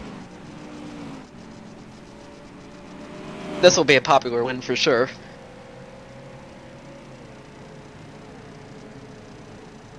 So as John Adams will come back by this time and celebrate the victory, we will set up here for the post-race show on PSR TV and iRacing Live, where we will talk to your top 5 finishers and get their thoughts on the race here this evening at the Pocono Raceway, race number 9 of 17. Boys, we officially crossed the halfway mark in the season with the finish of this event. Lots of twists, lots of turns here at Pocono, and it's set to get better in 2 weeks because we head to Dover in 2 weeks' time. John Adams going to light him up here on the front straightaway.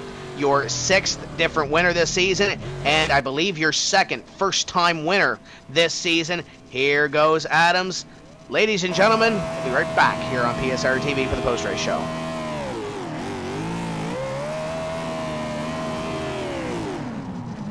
Kentucky.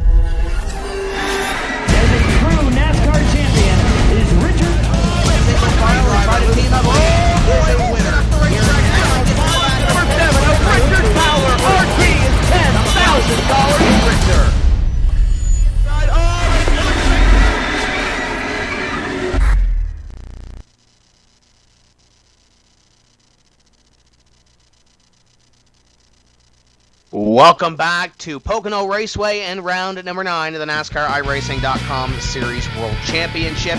Your winner for the first time in his career, a NASCAR iRacing.com Series World Championship winner, John Adams. Kevin King comes home in 2nd. Mike Conti comes home in 3rd. Ottinger in 4th. And I believe his first top 5 of the series, Carson McClellan, comes home in position number 5. Fantastic race by all of these drivers, and Nim Cross has caught up with your winner, John Adams.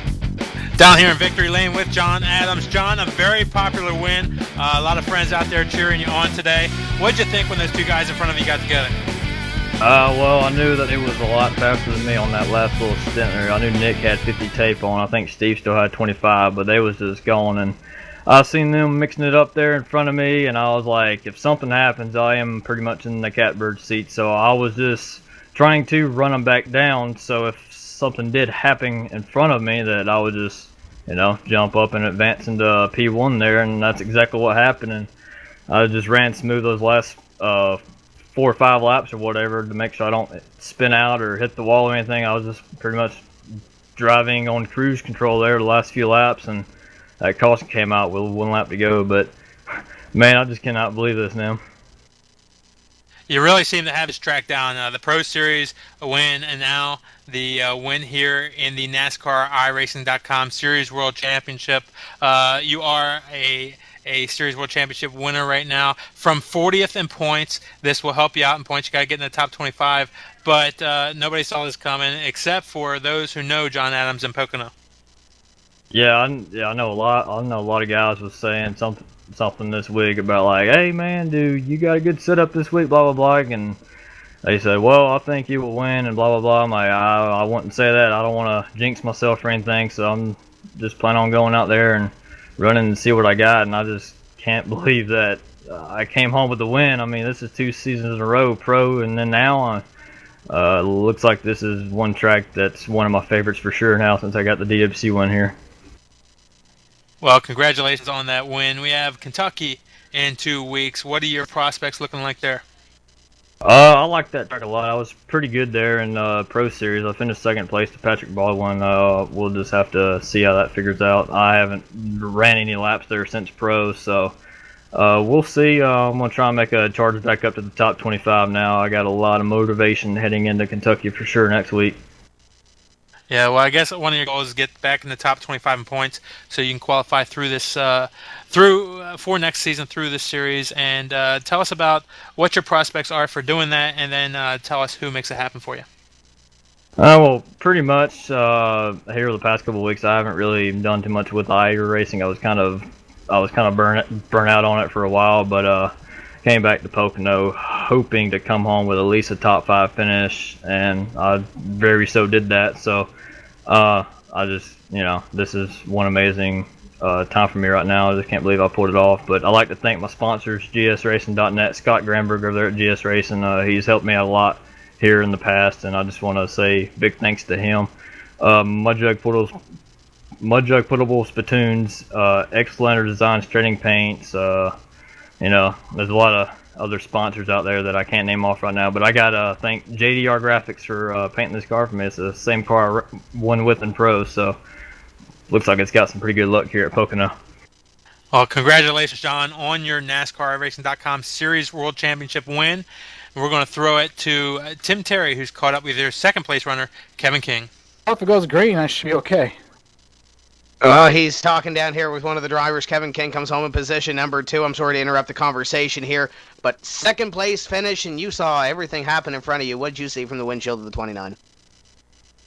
I saw a bunch of action. I was just riding there because I didn't figure out I could probably couldn't catch some of those guys because they were taped up and a little bit quicker overall.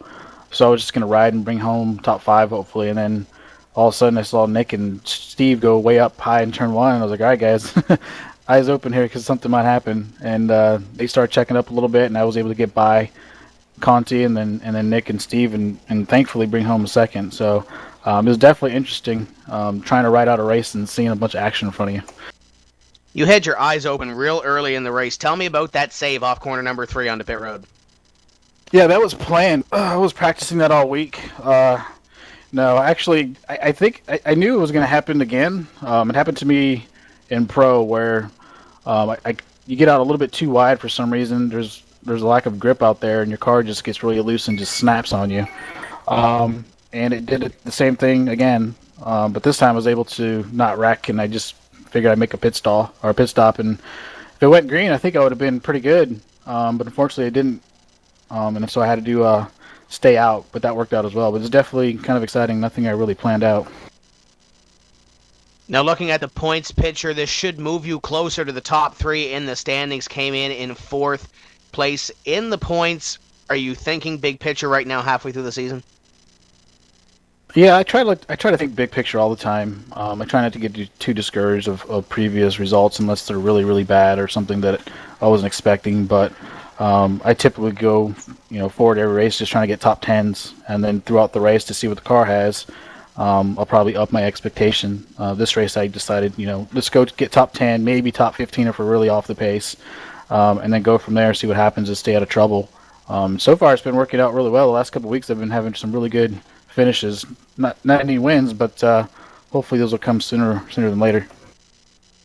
Made a bit of a mistake going to break. We go to Kentucky next, and then we go to Dover. Two completely different tracks and completely different than what we raced here today at Pocono. What do you expect out of Kentucky and also Dover coming up in a couple of weeks? I think we'll be pretty good. I know Pat showed some strength in the Pro Series there, and so did Robert and Carson, and I think Jeremy as well. So I think we'll be pretty good there in terms of being able to get the good handle and get some good speed. The passing will probably be a little tough as well, just because the low line's a lot slippier than the middle line. So it'll be definitely to see who can run the middle line the best while not washing up too much. Dover's a really good track for me. I don't really like it all that much, but I run well there, so that'll be something that I'll also be looking forward to, just because it's a little more of a driver's track. You can't throw it in there as hard as you can and see what happens. But we're looking forward to that one as well, both of those. Before we let you go here this week, who makes it happen for the number 29 team? Alpine Stars horse, same chassis. All those guys, they bust their tails every single week to try to get something that's decent and really good. And of course, we end up racing around each other, and hopefully, one of us gets up there. And this week it was me, but of course, Carson and Patch had some good finishes as well. I'd like to thank Hot Tamales Razor for helping me. Tim's Corner, I missed him last week, so that's my apologies. My buddy Murph Dog, who lets me put his logo on his car, and of course, you guys for putting on this cool broadcast that we get to watch later on today, and iRacers, of course, for having us in this division. And you guys put on a fantastic show. That's Kevin King coming home in position number 2. Brian Schoenberg has caught up with Mike Conti. Thanks, Tim. I'm down here with Mike Conti, who finished a solid third. Mike, before the race, we talked about, I told you I thought if you got the lead, well, it might have been lights out for everyone else. You were never able to get the lead, but you're out in the top 5 pretty much the whole race, and you brought home a solid third-place effort. Talk about how the race went for you. Well, we had a solid qualifying run. It was pretty conservative. I didn't want to do anything stupid and put myself in a hole, but overall that went pretty well. And then we started picking off cars pretty quick the first run, but the setup wasn't quite there after a couple laps. It started to shove a little bit, and I was trying to catch up with that the whole race with adjustments and never could quite get it. But the race was great. It definitely was. Had a lot of fun on the restarts, and I don't know how fun they were to call, but they were pretty spectacular from where I was, going 4 wide. In the top groove there. That was pretty cool. So good job by everyone up front, and having a good car this week definitely helped. For sure, having a good car can make a world's difference. But, you talked about those restarts there for a second. Talk me through that one restart when Kevin King and Byron Daly stayed out. Kevin King got going really well, but it looked like Byron missed a shift or something. I don't know what happened, but he didn't go at all. And I personally thought you were done. I thought we were all mounting and everything was over, but... talk about how scary that moment was and how hard it is really to put together a full Pocono race with no problems. Well, Pocono is just so big. It's so much like a road course, and there's so many problems that you can experience because the track is just such a mass, And on the restarts, especially when you have old tires, you don't have any grip, because Pocono doesn't have any grip to begin with on there. So, Byron was on older tires, and I guess he just stabbed the gas and just spun the tires really bad. And I'm glad that iRacing moved the collision spheres a little bit in the back of the cars, so I was able to hit him a little bit and not jack him up. So that's good by them to do that. So I hit him, and he got going a little bit more, but I had to take it 3 wide and put it on top of him. Then Alfala ended up coming up in front of me somehow. I don't know how he got there, but that was pretty entertaining. And that restart was wild. Then there's the next restart, I think it was, when I drove it down in there and the thing wanted to spin out and had to correct it, and good on Dylan not to hit me in the back. But yeah, the restarts were crazy. There's plenty of opportunities for us to screw up in the front, and we never did. So great job to everyone up there. Now, you probably ended up gaining about maybe 4 or 5 points on Ray Alfalo. I know that doesn't really sound much, but I know you have a great spotter and everything. He's keeping you informed on what happened to Ray during the race. There's not really a whole much a lot you can do when you're running up there in the top 5 and Ray's back there in 30th. You can't really just have him stay back there. You knew he was coming, but did any of that play through your head at all, or were you just kind of run the race and just letting it come to you like a normal driver should? Well, I go out there with the mindset, I do have points in the back of my mind, but I have to go out there and try to do everything I can as far as racing goes. But really, the way I'm seeing this championship unfold this year is, Alfala is almost like Tony was last year in the Sprint Cup Series, and I'm almost playing the Carl Edwards role. So you got the one guy that's really just going out there and knocking them dead, and you got me, and I'm just trying to be as consistent as possible.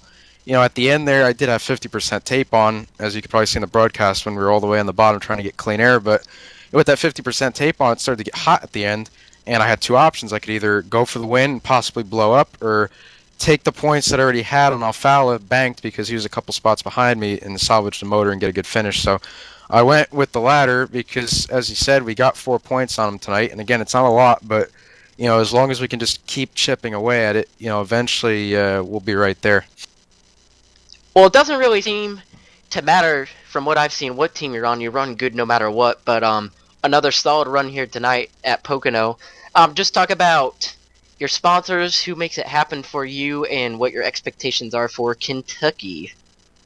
Well, Kentucky, haven't really run there a lot, but I think we had a pretty solid Charlotte base, so hopefully we can take that there and get that running pretty good. But I got to thank the guys that help me get me to the track every week, guys at InsideSimRacing.tv, and the guys at RC USA. They make really great sim rigs, and I'm actually sitting in one right now as we speak, and really great seat to sit in, very comfortable. I get up the next morning and my back isn't all stiff and my legs aren't asleep. So got to thank them. They're rcusa.com, so really great on them. And everyone else, the associates, GS Racing, CB Photography. I got a couple new ones on here this week. Hearsay, Sports Cutters, DCS Computers, ETV Live. It's fun broadcasting with them every Friday night with their B-car stuff they do. So got to thank all of them. There's probably a laundry list more sponsors that I'm forgetting somewhere, but got to thank all of them out there. Got to thank my parents for making this possible for me. Gary Cooksey for being an awesome spotter tonight, and everyone at J-Show Motorsports for getting me a good car this week. Great job again, Mike. Thank you for that great interview. And now I'm walking over a couple feet here. Give me a sec. All right, now we're here with Nick Ottinger, driver of the Ream Chevrolet. Brought it home in a solid 4th place finish. But Nick, before we get anywhere in this interview, you and Sheehan put on one heck of a show for the fans, especially the last 20 or 30 laps. Can you talk about that battle a little bit and your side of the story there, and what happened towards the end there with Steve for the eventual door that opened up for John Adams? And first of all, the car was good all night. We were struggling with the car bottoming out a little too much and won, but the deal with Sheehan is he blocked me once pretty much off turn 1 with, I think, like 28 to go. And I was going to have it again, and yet he put it down there, tried to pinch me in one, and just we wrecked. We kept on going, but simply we wrecked, and luckily came out with the top 5. One thing we were talking about with the broadcast, as they're showing a replay now of what happened there at the end. Nick, I honestly thought in my own brain you might have been running 50 tape there, but a couple of my buddies over here were saying no, but I thought you were. If you care to tell us, were you running 50 tape there at the end because you were getting some good runs? I mean, don't get me wrong, the car was fast the whole race, and it's been fast, but were you on 50 tape there? Well, beginning of the race, it was pretty evident that Sheehan was pretty much the quickest car on track compared to me, and with 30 to go, or a last pit stop, I can't really recall, but I did tape up to 50%, and I was trying as much as I could to keep the engine cooled down, get as much air to the front, and luckily it didn't blow up. I got a couple good runs on Sheehan, just didn't work out a couple times. Well, the good news, though, I mean, it obviously wasn't the win that you were battling for, but it was still obviously a great 4th place finish. I'm looking right now, and not counting the drop points, just the regular points, I see you right now actually in 3rd. Probably pretty much about a full race out of the lead. Can you talk about what your expectations are? Obviously, probably just show up and try and win every race, am I correct? Because obviously, if you could get 2nd or 3rd, that's still a decent amount of money, and it's definitely worth running for. Don't you agree? Yeah, it certainly is. I think it's great honor just to finish top 3 in points, and luckily we have a chance to actually finish there this season. Being a rookie, it's a pretty great feeling, but man, if we keep having these strong top 5 runs, it'll be great. Just it sucks not getting the win, but that's racing. Rubbin's racing, but see what we bring next week to Kentucky. Yeah, definitely. You brought up Kentucky there. What are your expectations there? What type of race do you think we're going to see? How well do you think you're going to run? Obviously, probably pretty good because your car's kind of quick every week, but what are your expectations for there at Kentucky? And also, talk about who makes it possible to you, your team, your sponsors, etc., etc. You know the whole deal. You finish up front all the time. Well, Mark Carpenter and Matt Holden and Joe Putty, Brent Kirby, and pretty much the whole Gale Force racing team did put a good car in me tonight. We made a couple changes before the race, probably about an hour before the race, and they were pretty good changes. They're mainly for entry, but expectations for Kentucky, I'm expecting, of course, you want to go out and win the race, but I'm expecting at least get a top 5 if we get the car under me again like we did tonight. But for who makes it happen for me is, of course, Ring. They're a big supporter in what they do for me. Gale Force Suspension, I got to thank Gale as well, and Bubba Gale for coming on board. You got to thank Kel for mainly starting the team, and I want to thank apdesign.com, and as well Tim Terry at timscorner.ca. Well, Nick, thank you for the interview. You obviously still did a great job. I know it's not the win you wanted, but keep your head up. It was still a great 4th place finish, and as you know, a lot of people would love to have that, and you did a great job again. And now I think I'm going to throw it over to Nim Cross's way. He might be with our 5th place finisher, Carson McClellan. Carson, a great run tonight, great finish. Wind up in the 5th spot. You gave it your best move there towards the end of the race, brought home a top 5. Yeah, finally, man. This has been eluding me for a long time in this series. I mean, this is my first time in the DWC, and as many know, I think I'm the least experienced, maybe next to one other guy. So it's fun to finally get a top 5 in this series. And this is actually the first week this season I really built my own setup from scratch, and it's good to see the work pay off finally. And but it's a great race. It was a lot of fun. It was kind of interesting to see some of the guys really racing stupid. Sorry to be rash, but and just being able to capitalize on their haste to try and gain one more position and lose 5. So it was a lot of fun, but it was crazy. But I gotta thank the team and everybody over at Sim Chassis for all the all the inspiration and what have you. Yeah, there's no doubt that you were able to pick up on a lot of bad decisions out there. But you were in the middle of the pack, in the middle of the fight, all race long. Every time we look up, there would be 3-4 wide battles everywhere. The tunnel turn was just a hornet's nest worth of activity, and you were always right there in the middle. You were able to keep it clean. How did you be able to do that? Wow, yeah, I was in the green room with the other guys. I was telling them they just have no idea what it was like back there. I mean, it was insane. I don't even remember racing that hard. Even in the Pro Series last season that I raced into the series with, it was amazing to see. We actually got through. Me and my teammate Patrick Baldwin, we were actually the last cars on that restart with old tires, and we were pretty scared of what would happen, but we gave it our all there at the end and held on. It was crazy, but a lot of fun. Came into this race 12th in points. 12th is a pretty important spot because that's the last paying position in the point standings. But with this top 5 finish, this could move you up as high as 8th to 7th in points, and that would help you. Unofficially, we're getting the word that 7th in points, and that's a pretty good payday going from 12th to 7th. Yeah, it is. A lot of people don't know, but I'm in the Navy, and I'm going to another duty station in July, and I'll be in a training course for 8 weeks, and I'm possibly going to miss about 2 races at the end of the season. So yes, it's a great position to be in for possibility at the end, but the way I'm looking at it is it's a buffer zone to keep me in a good position to where I can race for next. What I'm doing right now, a lot of people don't know it, but I'm really racing for 2013. And being a rookie, I'm not really having any expectations to finish real good, but yeah, I'm really racing just to kind of buffer myself in the top 25. Oh, this finish will help you in that top 25. We appreciate your service, and hopefully with that drop race, that won't hurt you too bad, but still a good chance at the top 25 points that'll get you through next season. Kentucky coming up, what are your prospects for that? And then you can tell us who makes it happen for you. A lot of work. That's what's going to be the recipe for next week for sure. 2 weeks from now, just keep working at it. Do what I did.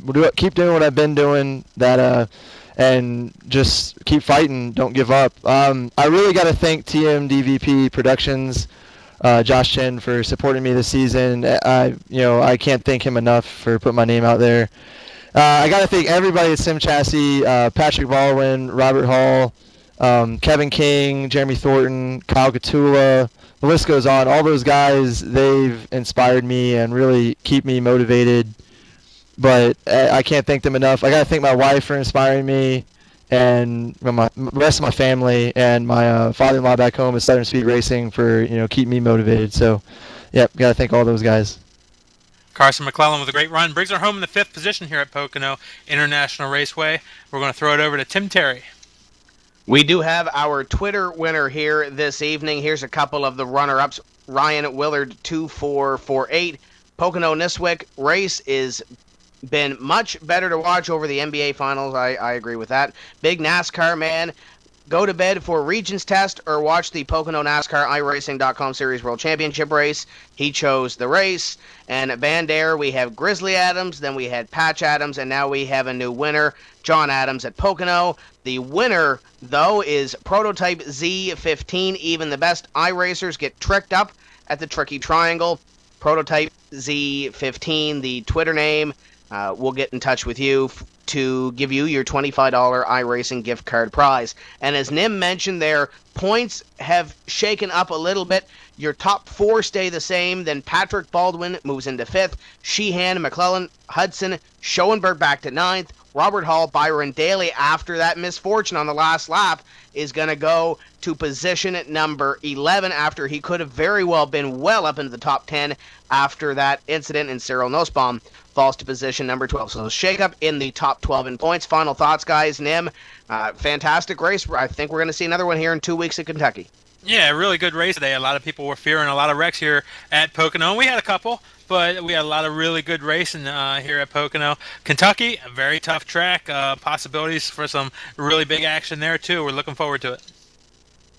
It was definitely one heck of a race, like you guys were saying, and Byron Daly right there, he might be kind of regretting that, but you know what? Everyone's been there and done that before. I do it pretty much every time I race, so he'll rebound at Kentucky, and I'm looking forward to racing again. But I'll tell you what, I had a really fun time again with you guys. It's the second time I've done it.